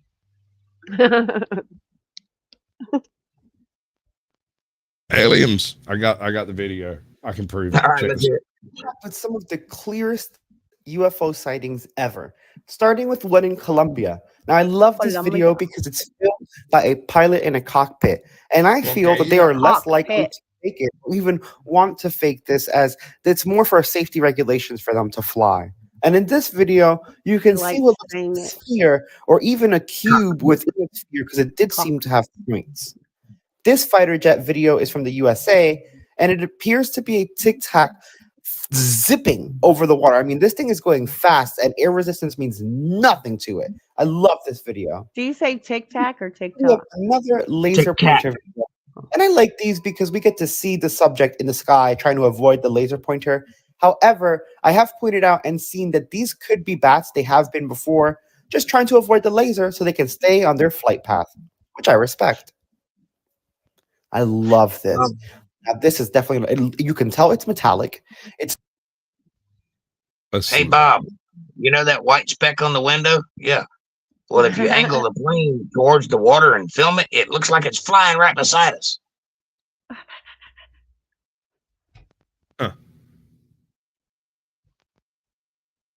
That is clearly. Clearly what? I can make that video. That's clearly somebody throwing a pole through the air and filming it. It looked like a big metal dildo. It looked like the piece of a microphone stand where you do the little thingy and then pull it up. You know what I'm talking about?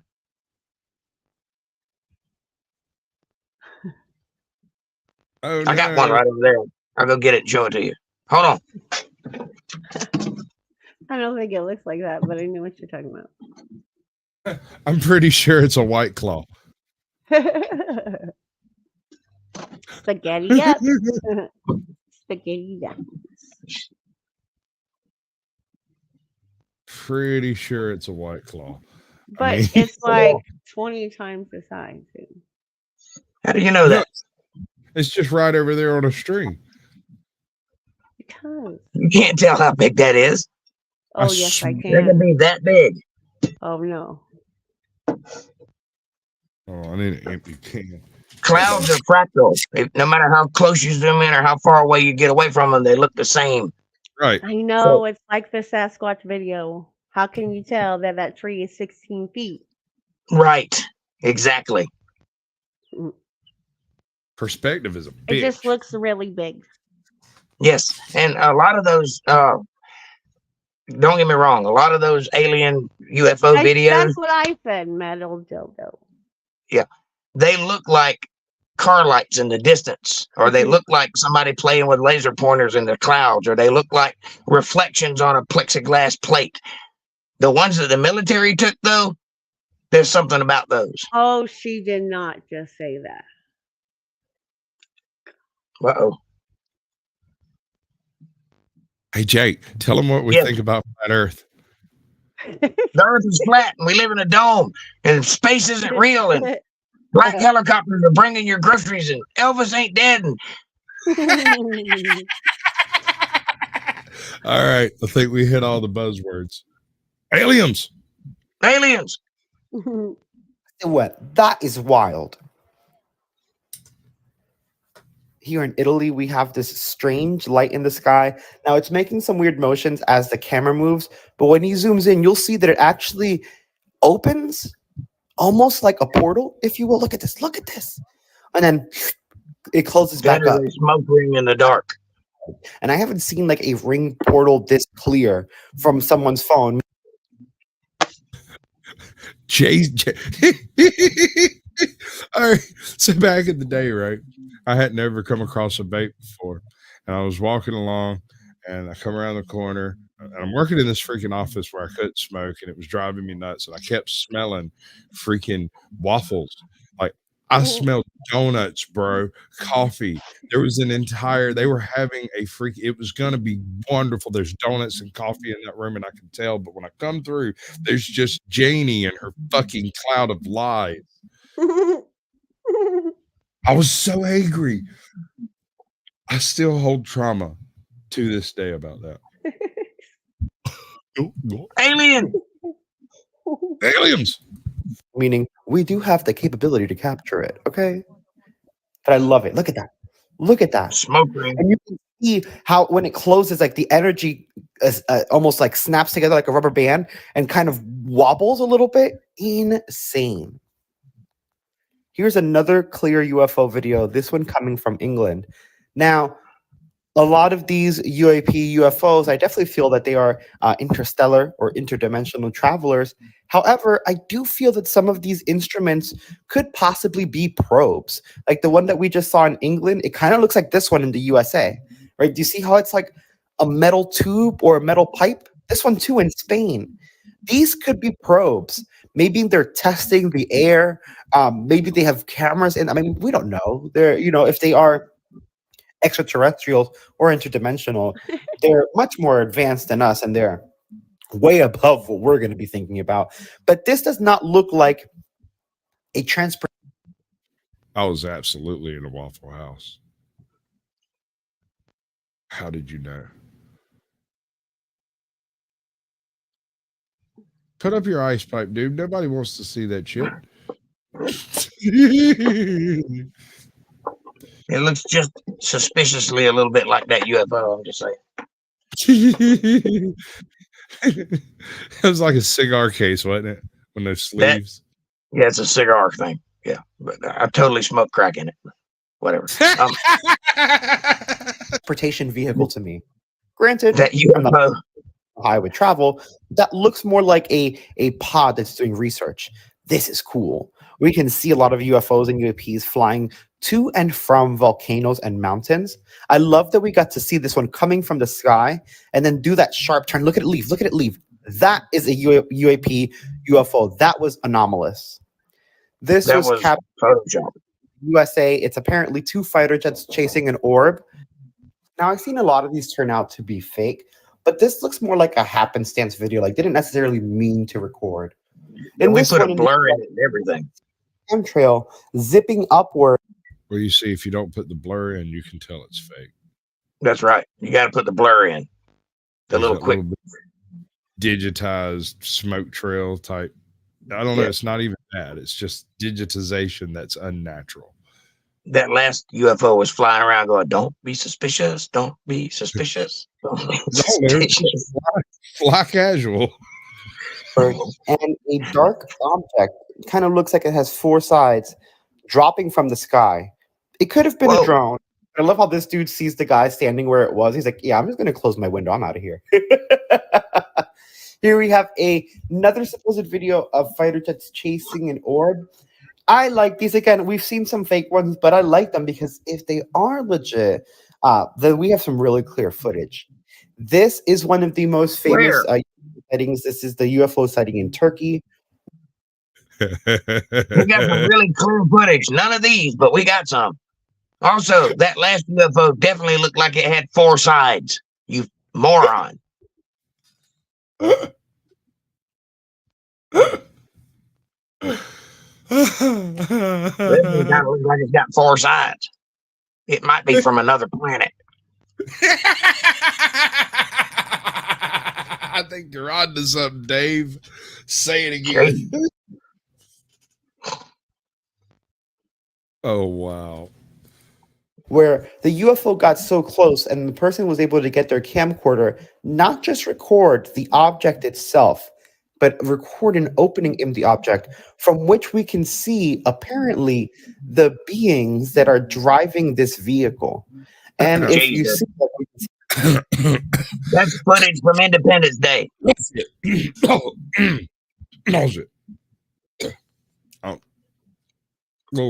hold on, grab him. Coughed up a loogie, did you? Ooh, there we go. That's absolute bullshit. That's bullshit. A little blurry, but they do resemble closely the grays and these aliens that we are used to. So I find that to be very, very fascinating, and it is yet to be debunked. Here we have one from Jeremy Corbell. He is checking. Look at all these things popping up on the radar. Sorry, we're flying, and all of a sudden, all these little objects boop, boop, boop, boop, boop, boop, pop. All right. So this just brought up a thought, right? So you've got this whole debate over whether or not radar can pick up on our new super fighters, right? And they say things like, oh, it's got the radar cross section of a pie plate, or it's got the radar cross section of a hummingbird. Well, let me tell you something there, cuz. If I saw a hummingbird running Mach 2, I might think something's up. Don't be suspicious. Don't be suspicious. just fly natural. Don't look at them. Just a hummingbird. I like the ones that show pictures of clear flares from airplanes where they're doing military testing, and they're like UFOs. Explain what happened in Arizona in 1995. That was a UFO. It was one of these types, too. No, it was several of those types. And they stood still. They weren't falling in the air and leaving smoke trails behind them. That's just an airplane. You can see the airport. I definitely like hairy nuts. And I don't just like hairy nuts. I love hairy nuts. He loves hairy nuts. Shots are false, right? But here you can actually see as he tries to zoom in, the light distorts because it's a real light in the sky. So as he zooms in, it's his aperture and the exposure on his phone literally cannot handle this light. So what is this super bright light? It almost looks like a star in the middle of the air as he's flying wherever the hell he's going to. I think this is a really good one. Very, it had a blur to it, but we saw the light clearly in the beginning, which I really enjoyed. And I like that he zoomed in and it gave us that feel of realism. Now, this one is on the news. It could be a tic-tac. Simply because, look, when we zoom in here, this is a news camera. If it were a plane, we would normally be able to see wings from this distance. It would also have like a flatter underbelly to it, which it didn't. I feel like that was a tic-tac. The news just happened to catch it. This we've all seen. Flat Earth, I heard it. Your UFO. Are you sure? It sounded like you said flat Earth. I heard him. I don't tell people about my portals. Right. Right. UAP video that's been going around everywhere. Look at that thing. It almost looks like a slug as opposed to a flying saucer, if you will. Don't you see that? Do you guys not see a slug? Or am I crazy? I love this USA night vision one. This is another real clear one. Not necessarily the clear object, but if we see this thing moving here, watch it stop. Here is a That complete Starlink. shift in direction. It just turned to the right. Our aircrafts cannot do that. That change in direction is insane. That was Our definitely missiles UAP, can. and that was in. Our JDAMs do Those- that with no problem. I've seen those trails of bright stars before in the sky moving across the sky. That's Starlink. All of them, every single one. Well, the ones that I've seen were. So are these guys up there with like parabolic dishes stuck to the outside of the dome or the inside of the dome with like They're suction inside cups? the dome. They're like How does it- suction cup, like a Garfield baby on board. It says on the back. I knew you thought I was gonna let this shit go, but there's no way in hell that's gonna fly, bro. So about this dome, right? Yes. What what's it made of? Well, I'll tell you what I have a sermonization of. The word firmament we use to describe anything above terra firma, anything above dirt is the firmament, correct? So Sure. that includes snow? Yeah, it's air where the birds fly, it's space where the stars are, it's heaven where God is. That's all firmament. However, if you transliterate the word firmament from its original word in Hebrew, it translates to something roughly meaning a beaten out piece of metal. Like if you take a piece of metal and beat it flat, like if you're making a shield. Beat it, beat it, beat it. So it's either shield or scale or something beaten flat and then hooked together with other things like that. That's what the firmament is referred to as in the transliteration of the word. That's not the translation, the transliteration of the word. So they put those two words together to make firmament. Anyway, I thought that was interesting. So we're surrounded by scales, is what I'm saying. We live in a turtle, by the way. You can't fool me. It's elephants all the way down. Could be elephants, but I think it might be a turtle. The turtle. What's the up, Firm? The turtles. Alien. Hey, Firm. Things have gotten exceptionally weird tonight. Welcome to the show. I appreciate you coming by. I'm not sure where it's going, but currently it's aliens. Look, we got footage. Space, like they were stargazing and See it? using their telescope to record the real. night sky and do a time lapse. So I think that is fantastic and fascinating. Fantastic. This is also wild. The guy Remember, that likes to say tube Tic Tac we saw that did the sharp turn blows my mind. All right. You notice how stable that damn thing is in the frame? Mm-hmm. It might have been painted on the lens itself. It's so stable.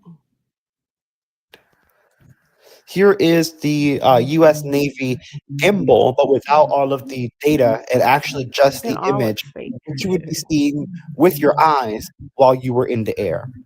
This is also it's stunning. You can see the clouds moving and everything. The wind resistance does nothing to this thing. Here it does the tilt that we saw in the video. Look at it rotating on its axis.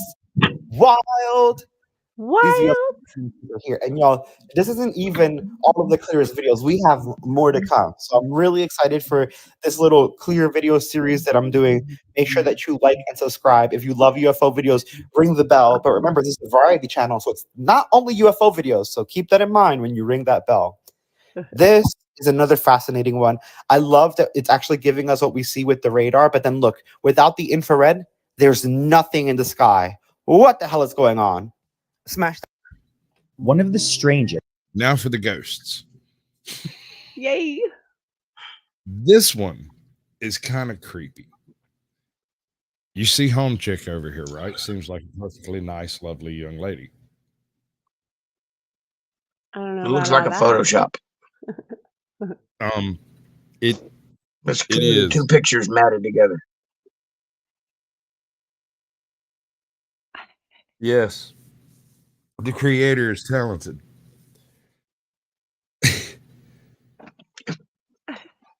This is what I have to deal with, folks. This is why he's not my Lorenzo. Just unsolved crime cases in history is that of Cindy James. So if you think that's gonna hurt, wait till I hit you with the buckle. This is coming from Matthew Santaru, and if anything happens here that's gonna drop us off of a platform, this will be the one. Right. But there he is. That's his channel. Go check him out. He does decent stuff, and all of his work is really quite excellent. I mean, 6 million subs. It should be really good, right? But anyway, tell him Sasquatch sent you. It'll confuse the living shit out of him and tickle the living hell out of me. Ghost. If there's anybody who's going to be a ghost, it's this chick. This is an unsolved case, and I thought it was especially nefarious because of how it goes down. Because Homecuz actually stalks her, lets her know he's stalking her, and she can't prove it. As you will see, the facts revolving around her untimely death are confusing, contradictory, and unnerving. Cindy was terrorized by an unknown assailant for nearly 7 years, moving from house to house without reprieve. Theories about what exactly happened to her range from the mundane to the incredible, but her story is captivating no matter what you hear. To make sense of what happened to Cindy, we have to go back to the beginning. I don't like this dude's voice. To friends and family, Cindy James appeared to be a happy person. Living in Vancouver during the late 1970s, she dedicated her life to helping others as a nurse. While some have suggested that Cindy may have had an abusive childhood, most testimonies by those who knew her did not back that up. She was... That's Ajot, not me. Whatever. You got more profiles than I got. No, I don't. Poltergeist. Robot chicken. And I don't say those words on live stream, right? Poltergeist. Sorry, that's your niche. What do you do? Do you do true crime stuff? I've started stuttering more. Have you noticed that? It's become a regular issue. It keeps re-happening. No matter how many times I say she sells seashells down by the sea, it doesn't seem to matter. Oh. Breathe, think, speak. No, it's much funnier if I just speak first and then try to explain myself later. Brain tingles. All them tingling brain cells with them little gray tinglies. By all accounts, a well-adjusted individual. At the age of just 19, she entered into a relationship with an older man and was soon married. Hold on. She met her... Watchaholics. Check it out. That we have reached that point in time of the night when we do a toast, right? Here's to you, here's to me. Do it. Say it. You got it. I don't have it all memorized just yet. Why not? Jake, you know it, right? Here's to me. Here's to you. If you don't like that, here's to me. Okay. That's not terrible, but it's not great. Here's the perfect toast for any circumstance. Here's to you and here's to me, and may we never disagree. But if we do, to hell with you. Here's to me. I knew it was something like that. I know, me too. I have a question. I might have an answer. What is a Lorenzo? Oh.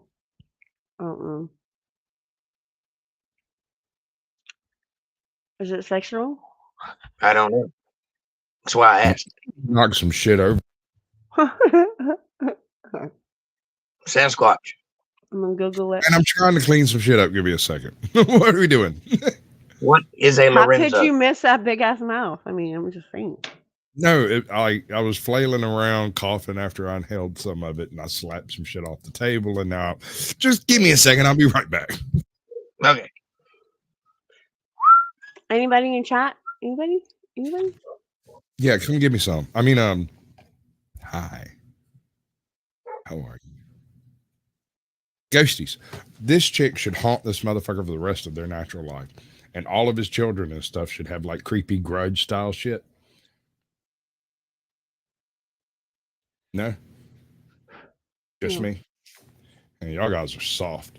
We go thug around here, bro. Ghosts. Her husband, a man named Dr. Roy Makepeace, through their shared profession. And while some were suspicious of the 18 years in age difference between them, they seemed happy, outwardly at least. After developing her career and impressing employers with her abilities as a nurse working with children, the first hints that all was not well in Cindy's life emerged. Cindy and Roy ended their marriage in 1982.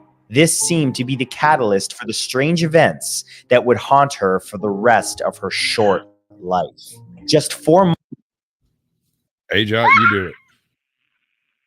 You do it. And this is a sports update from Kevin Cox.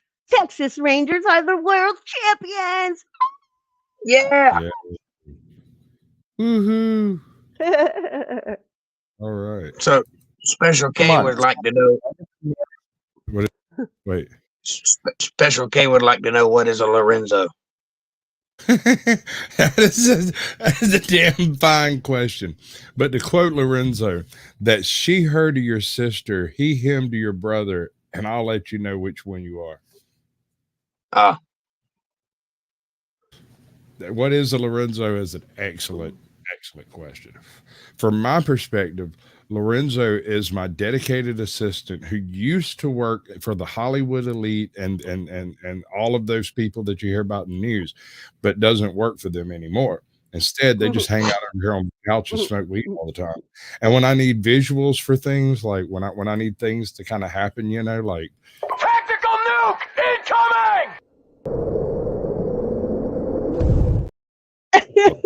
that was totally the wrong one, Lorenzo. What are you doing over there, dude? Like, all right, yeah, I don't get their gender, but anyway, Lorenzo is my assistant.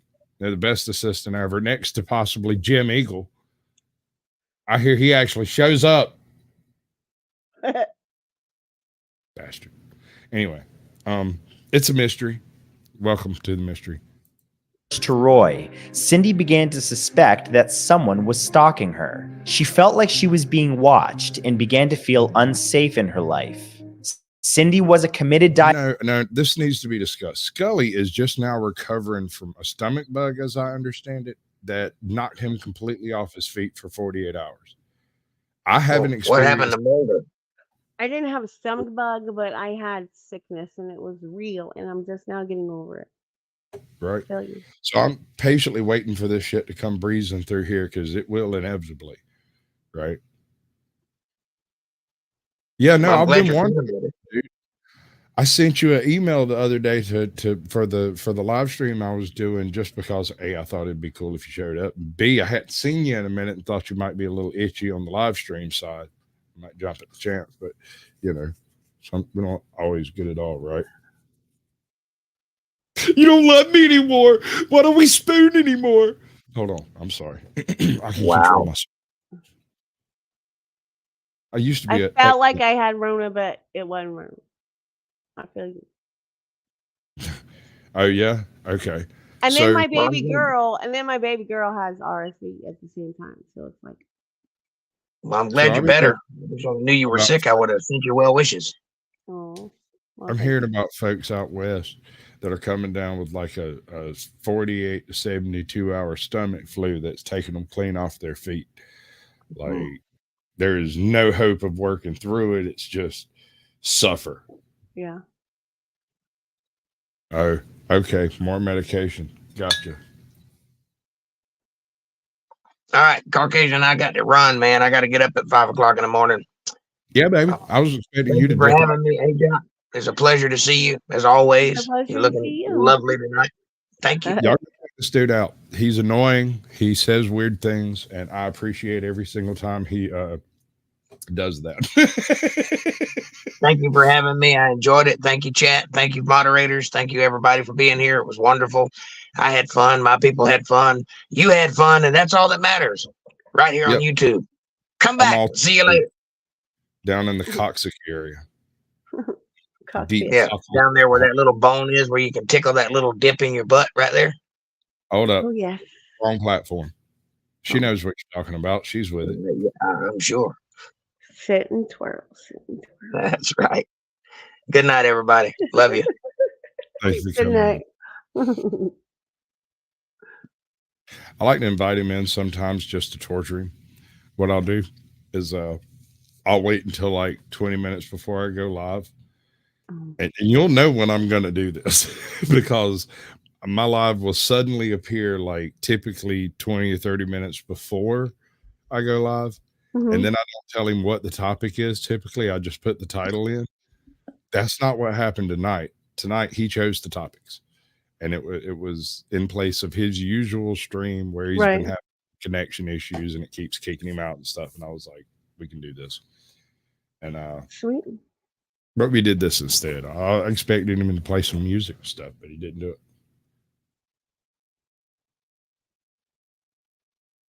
Aliens. No, not aliens. Wait, this isn't going to work, is it? No, that's not how that works. Every time, right? Chode. Why?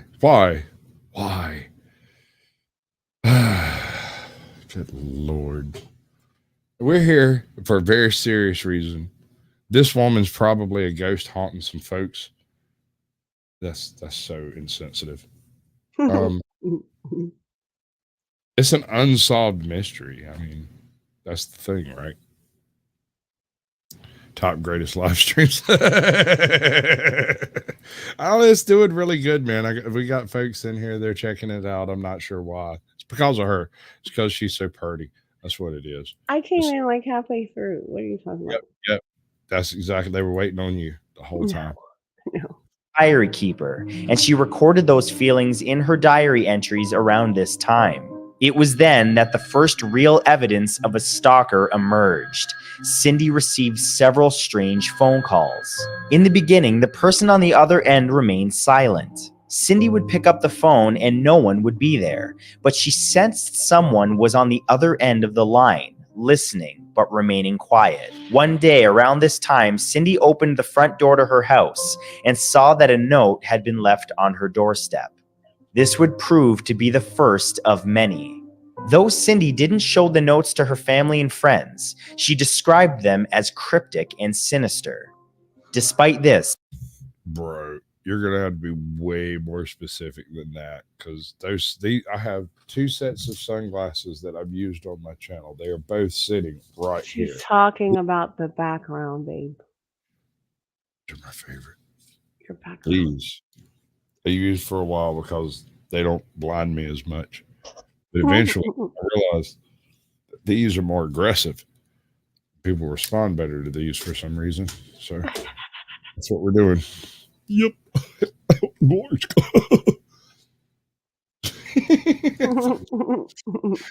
Hey, Ajot, what you got for the next week or so? Nothing really.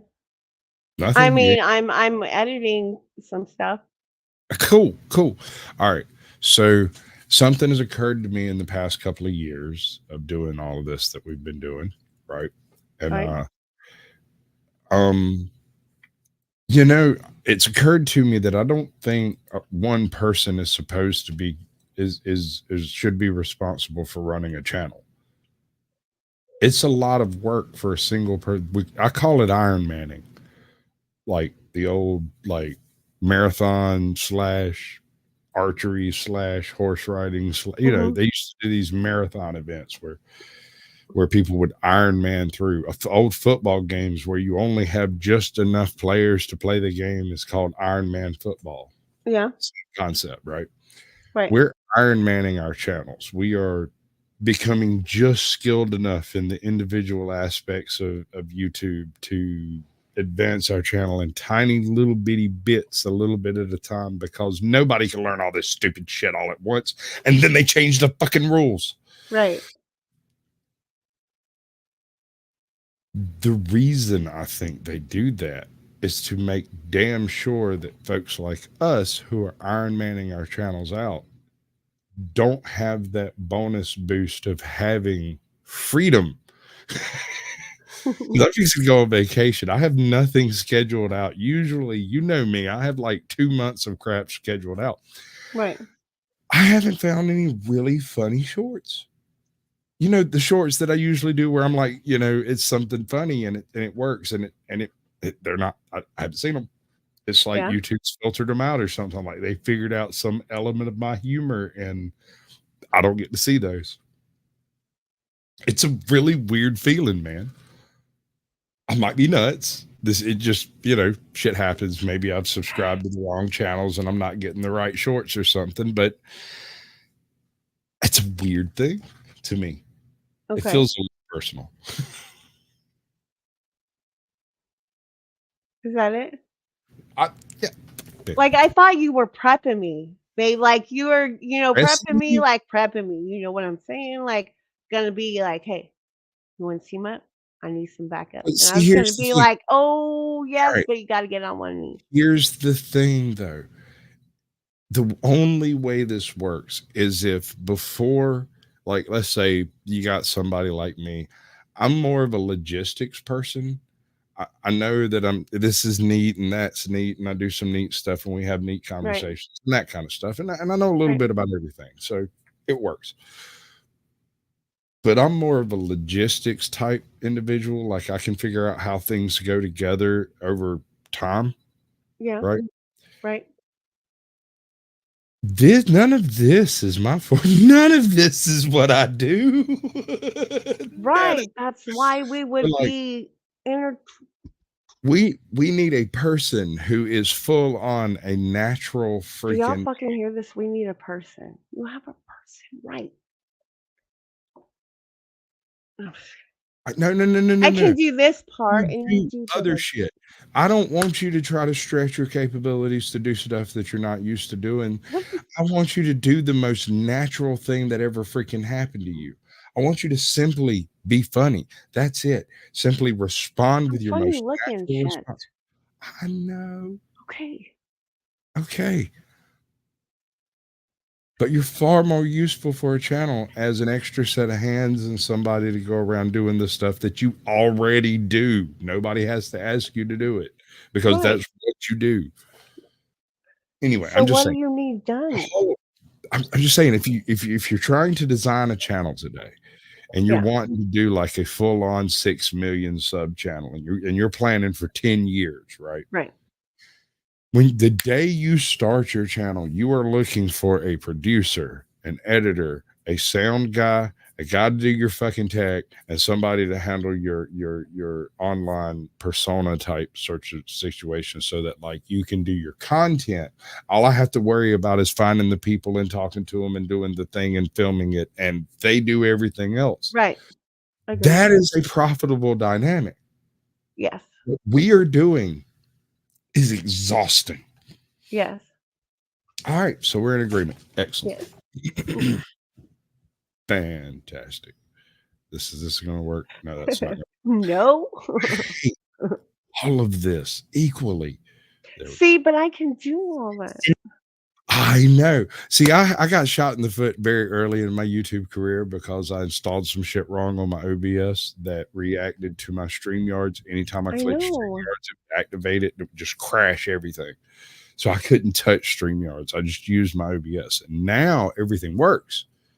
And I see what y'all are still talking fuck it up. So Hey. No. Just because you're right don't mean it's not funny. Cindy never like saw peas and carrots. No. It was almost as if she was being targeted by an invisible. No, we can't. Because I say some stupid shit. You get offended. You don't tell me. You're offended for 3 days. What are you talking about? No. You get over it. You tell me what happened. I'm like, oh, shucks, I didn't know. And you're like, yeah, I guess not. It's not because you said something. It's because you do something. Not say what did I do? Because I can take everything that comes out that mouth. Take it far away from me. Just please. All right. Ghosties. The technical issues are part of the stalker, someone who knew exactly when to approach Cindy's home to remain undetected. This went on for a while, but soon the harassment grew in intensity. The first sign that the stalker was coming out of his shell was when he began speaking on the phone. The silence of the previous phone calls was replaced by a whisper. It was hard at first for Cindy to understand what was being said, but finally the whispers became more confident, threatening words spoken by a gravelly voice. The voice told Cindy that she would soon die.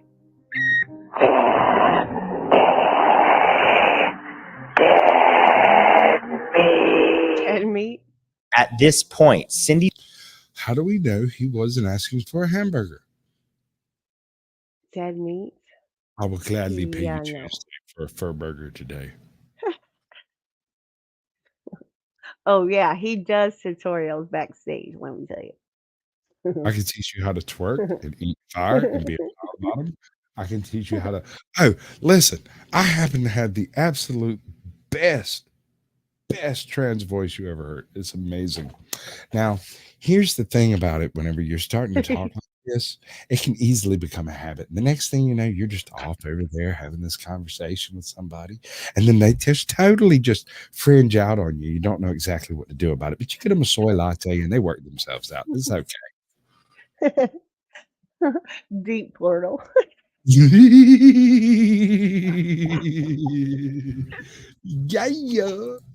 These friends and family began to see the toll that the harassment was taking on her. She looked ill, as though she wasn't sleeping, but when she spoke with local police, they categorized the harassment as mostly harmless and not overly concerning. The stalker, after all, hadn't done anything violent to Cindy or her home. They would keep an eye on things, and Cindy was to contact them if anything worse happened. They did not have to wait long. One day, Cindy stepped into her garden and saw something hanging from the tree. Sounds like they're talking about Hennessy. Stalker had killed 3 cats. Ma'am? Oh, nothing. Did you just freeze? Oh, damn, that was all. No. Damn. Yeah. Always miss the good stuff. You would have to know the background of that person or that name or what's going on for it to be funny. So Which one? if C4T was in the chat still. C4T? She's over there somewhere, I'm sure. Like straight leg jeans, latte, boom, done deal. hey, I only dressed up as a woman once and never again. Never again. Here's the thing. When I was a kid, I asked my mother once, how do I learn to be fleet of foot? And she said, no problem. Put on a pair of stiletto heels. So when I started doing hacky sack, I realized she might be onto something there. And so I did. I learned to walk in stiletto heels specifically to learn to walk on my toes properly. And I haven't put my heel down since. But what does that have to do with hacky sack? If you are on the balls of your feet, you are much easier you are much more reactive. So it's much better for dance. That's one of the first things that they do when they teach you to run, like wide receiver or take dance or ballerina or anything like that. Right? You learn to walk on the balls of your feet first. That's the very first lesson. Karate, you freaking name it. It's the balls of your feet. If you're walking around with your heel on the ground, you're a sucker. Sucker. Text to heel talk. toe. Cats wrapped cords around their necks and then hung them like twisted Christmas decorations from the branches. Well, I guess you're just going to have to find out, ain't you, hairy nuts? Cindy screamed and rushed back into her home. She locked up all of her windows and doors and then picked up her phone to call the police. But the line was dead. The stalker had cut the telephone lines. Cindy stood in the quiet of her home, expecting her stalker to then reveal himself in the shadows. But only the deathly silence of her house greeted her. After gathering the courage to leave her home and find some help, the police were contacted again. This time, they did agree to keep a closer eye on the home. But without 24/7 security, Cindy was still exposed to the dangerous stalker, and she knew that at any moment something terrible could take place. And that soon happened. One night, Cindy's friend Agnes turned up at her house for an impromptu... Hold on. All right. Now, If my name was Woodcock, I might change Woodcock? my name Why? so it wouldn't be Woodcock. And when I had a daughter, I'm not sure what I'd name her, but probably not Cindy Woodcock. Because I mean it's sort How of do you roll. think I felt when I met my, well, at the time, soon to be stepdaddy, and his name is Dick. I'm like, how you doing, Dick? So you I'm not going there. To visit. She knocked Right. on the door and waited. When Cindy I did didn't that one in answer, my Agnes head. grew worried, knowing about the harassment that she had suffered. Walking around to the back of the property, Agnes You know, if that was the case, I'd be calling you Andy Dick right now. I'd be like, That's his my first name's name. not Andy Dick. God damn it, yes it is. No way you're living that one down. was shocked to see Cindy crouched down, shivering and hiding. Agnes could see a pair of nylon You stockings misspelled wrapped wood. around her friend's throat. Cindy was terrified. She had finally been confronted by her stalker.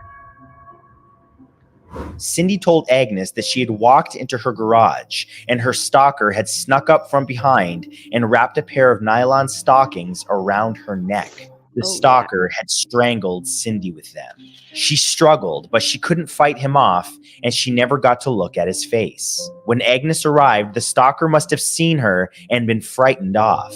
At least that is what Cindy thought at first. She would soon realize, however, that the stalker was only toying with her. With a physical attack finally taking place, the police began to stake out Cindy's home, hoping to catch her attacker when he showed up again. But the stalker remained eerily absent. Okay, so homie comes in the middle of the night, chokes her ass out, wanders around her house for a while and leaves. She wakes up, calls the cops, and is like, hey, that dude tried to kill me last night and he didn't succeed. They showed up, was like, okay, we'll take a look at it.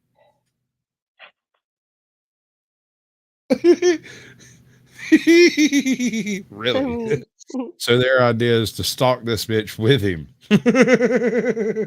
That's their plan. You know that's their plan. That's the only plan. For sure. That's the only one they got. They're gonna stalk her and ask her for her ID when she comes out her front door every morning because that shit like crack. Mm-hmm. Soon the police believed that the danger had subsided. As if the stalker knew this. We just got took down. So what we do is this. Do we? Yep. This has led some to wonder if he. Yep.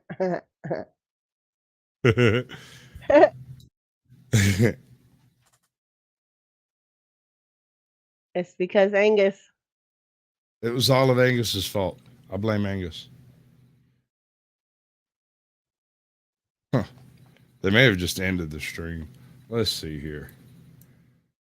What does this say? No, it'll take a minute. Copyright match stream was interrupted. Untethered live. Blah blah blah blah. Yeah.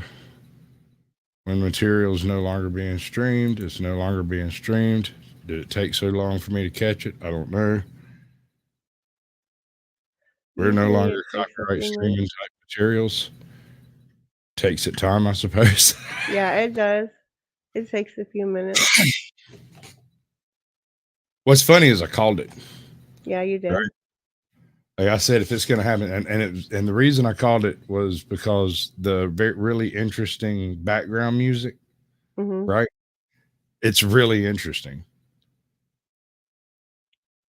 So We're that's back. how it works. Oh, cool. We are back. So like I said, if I'm going to catch any type of copyright restrictions, it'll happen with that video. I'm amazed we got that far through it, to be quite honest. I don't think I've ever been on a stream with you that got taken down. That's cool. I'm usually really good about that sort of stuff. But I really, really liked that particular video. Here's a tip. When you're doing this kind of stuff, never try to do that type of stuff with a channel with more than 1 million subscribers. You're just asking for pain, right? not only is this taken down, it'll be taken down until I go in and remove the copyrighted components of it. What's up, Yolanda? You got the gold, by the way, I think.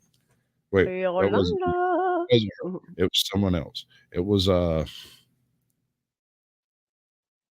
her name? Like Latoya Jones or something like that. Might have been her. Shit, I don't remember. Anyway, that stuff's down, and none of the views counts, none of the view time counts, none of that stuff counts until I go in and chop out the part, and then all of that stuff counts for them. But everything that happens after that is fair game for me. Not that it matters. I'm not monetized. Right? I mean, why do all that work if it really don't matter? That's what I'm thinking. Because it'll still go ahead. It has to do with having a stock of footage built up for some future endeavor that some lonely Yeti might undertake at some point in time, right? Yeah. So basically, suppose you woke up tomorrow and all of your shorts, all of your TikToks, all of your everything was just gone, just wasn't there anymore, and you had to start over from scratch with brand new stuff, would you? Yeah. Okay, so you'd pick up right where you left off, or would you go remake the ones that did well? I would do both. Exactly. I'd put some old with some new. You are a creator, and so you would create regardless of whether or not it's a thing, you know? Right. Some people do, some people don't. You have some people who, if by some weird magic they came across a file of the copyright system and got struck out, they would just wake up the next morning and do exactly the same channel again. Right. Like Rita's Juicy Life. She smoked more channels. Dude. She literally plays movies and watches them with people. And I have no idea how she gets away with it as long as she does, but she does. Right. I mean, if you have it backed up, then I mean you'll have it. I got my stuff backed up, so I've got 90% of my stuff backed I mean, up. I got the good stuff backed up. Right. I wouldn't go that Terry. You beat me to it.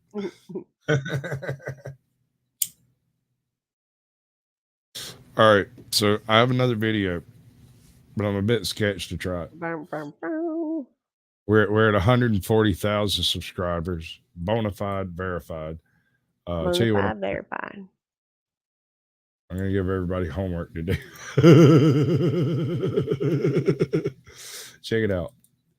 So I have a viewer, right, who brought me this video and told me that she believes. There you go, Lizarine. How you say it? Yeah, Lizarine. I just I beat you, Harry. So she believes that this individual is inadvertently, I don't know what she actually thinks, but she showed me this video. She showed me the case in itself, and I've gone through and looked at some stuff. And I don't think this individual is a serial killer. I think he has a serial killer in his subscriber count. He has certain videos where he interviews homeless women, right? It's kind of like the what is it, the White Underbelly or whatever channel. Much love, Special K. Thanks. It's like that, but he goes and interviews homeless women on the very edge of society, women who are very stressed in society. And an inordinate number of them, something like out of the 70 or 80 he's interviewed, something like 35 or 40 are dead. And the percentage there is just a little bit suspect, in my opinion. I mean, that's like a third of the people you've interviewed died in the last year and a half.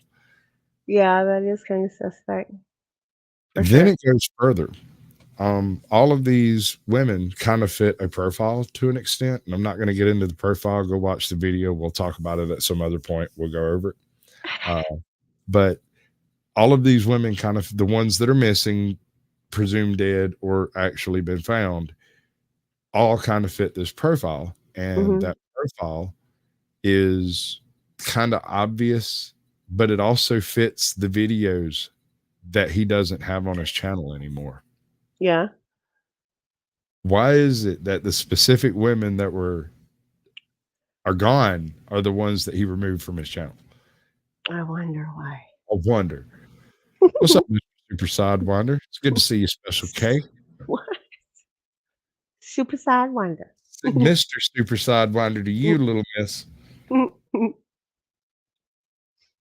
Which channel name? This one? It's all right. So this one is prostitution. Is the Internet Investigator, but the actual channel name of the channel in question is The Chosen One. WON, The Chosen One. And I've got to look at some of his stuff, and naturally, I'm one of those naturally curious Sam Squatches, right? So I went and I did a little bit of research, got a few names out of the old database over yonder, and went through his video list, and not one of the chicks that are listed in the like deceased category. Almost none of those interviews are available on that channel anymore. Well, probably, maybe because, I don't know, maybe he had hard feelings because they died, and so we took it. I have a theory. So, homie apparently makes a pretty decent living on YouTube doing these types of videos, right? Okay. However, it doesn't seem to be as much as he's actually spending, theoretically, according to some people. I don't know. I haven't done the actual research. I believe that these are the specific live streams or videos where he received large donations, certain individuals, and then he removed the videos later to remove the evidence of those large donations coming through. Hypothetically, this is a theory. Allegedly. Right. I don't know. The evidence not there, but I'm looking at a glaring void of detail. It's not so much what's there as it is what has suddenly not been there. And when they stopped being there, that's what bothers me the most.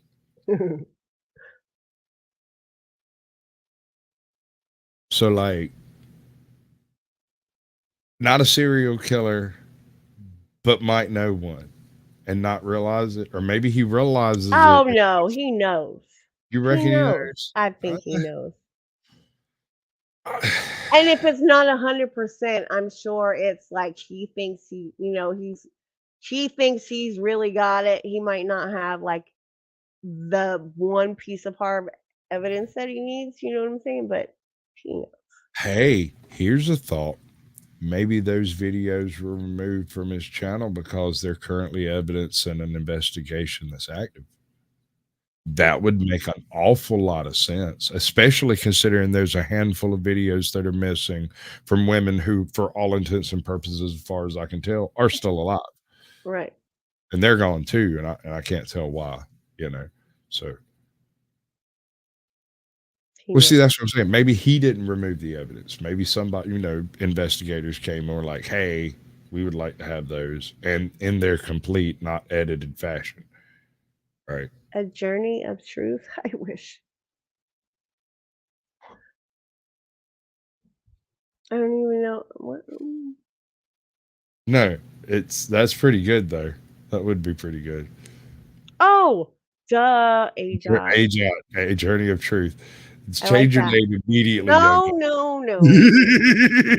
You know you want to. Now that I got what he was saying, but I sure will add it to my shit. if you don't mind. WON, chosen taking one. One, as in WON. A Journey of Truth. That is fucking awesome, man. Why didn't I think about It is that pretty 2 good. weeks ago? Right. Shit.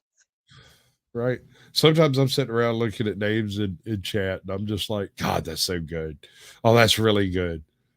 Oh, that's another really good one. What channel? The channel he's talking about?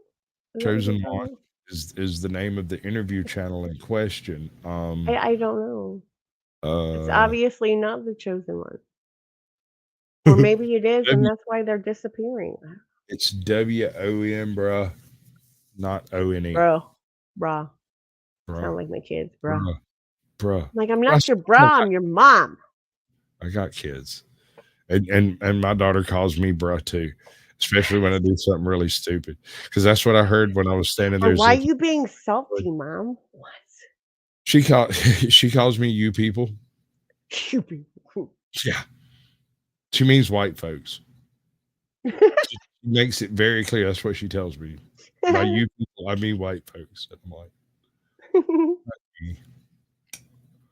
you can be offended, but I can't. Exactly. Well, whatever. I'm not financing this. Just not going to. There's a ton of chosen one. Let's see if I can find his specific. Nope. Not at all. Apparently, they don't believe in sharing. Let's see if I can find it there. Because that's what she sent to start with.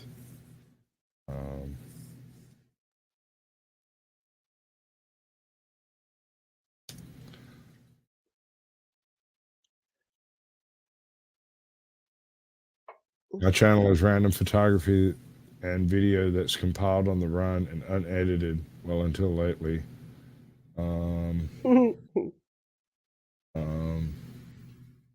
Yeah, no, there's a bunch of those. Hey, nope. That's the one. That's the one. That's exactly the one. So it says something totally innocuous over here as its description, but it's the one with the weird interviews and stuff. And some of these are really strange, and I can't exactly explain why anyone would agree to do the interview types that he does. Right? I mean, are you gonna? Okay, I get it. No, $10 is $10. I don't care. I get that. $10 make you holla. Will it buy an interview? I guess it depends. Be $10. I mean, I'll do mine for free, but 10 minutes of talking. But you're also not, as far as I know, living on the street and no blowing cops for a warm place to sleep and stuff. I don't know what to tell you. I'm just saying, like, I can pretend.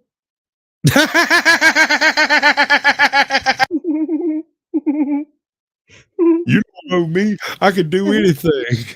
I can be homeless. I can do that.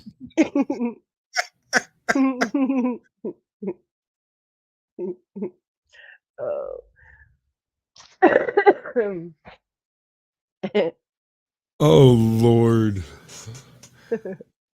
Oh, you damaged my sensibilities.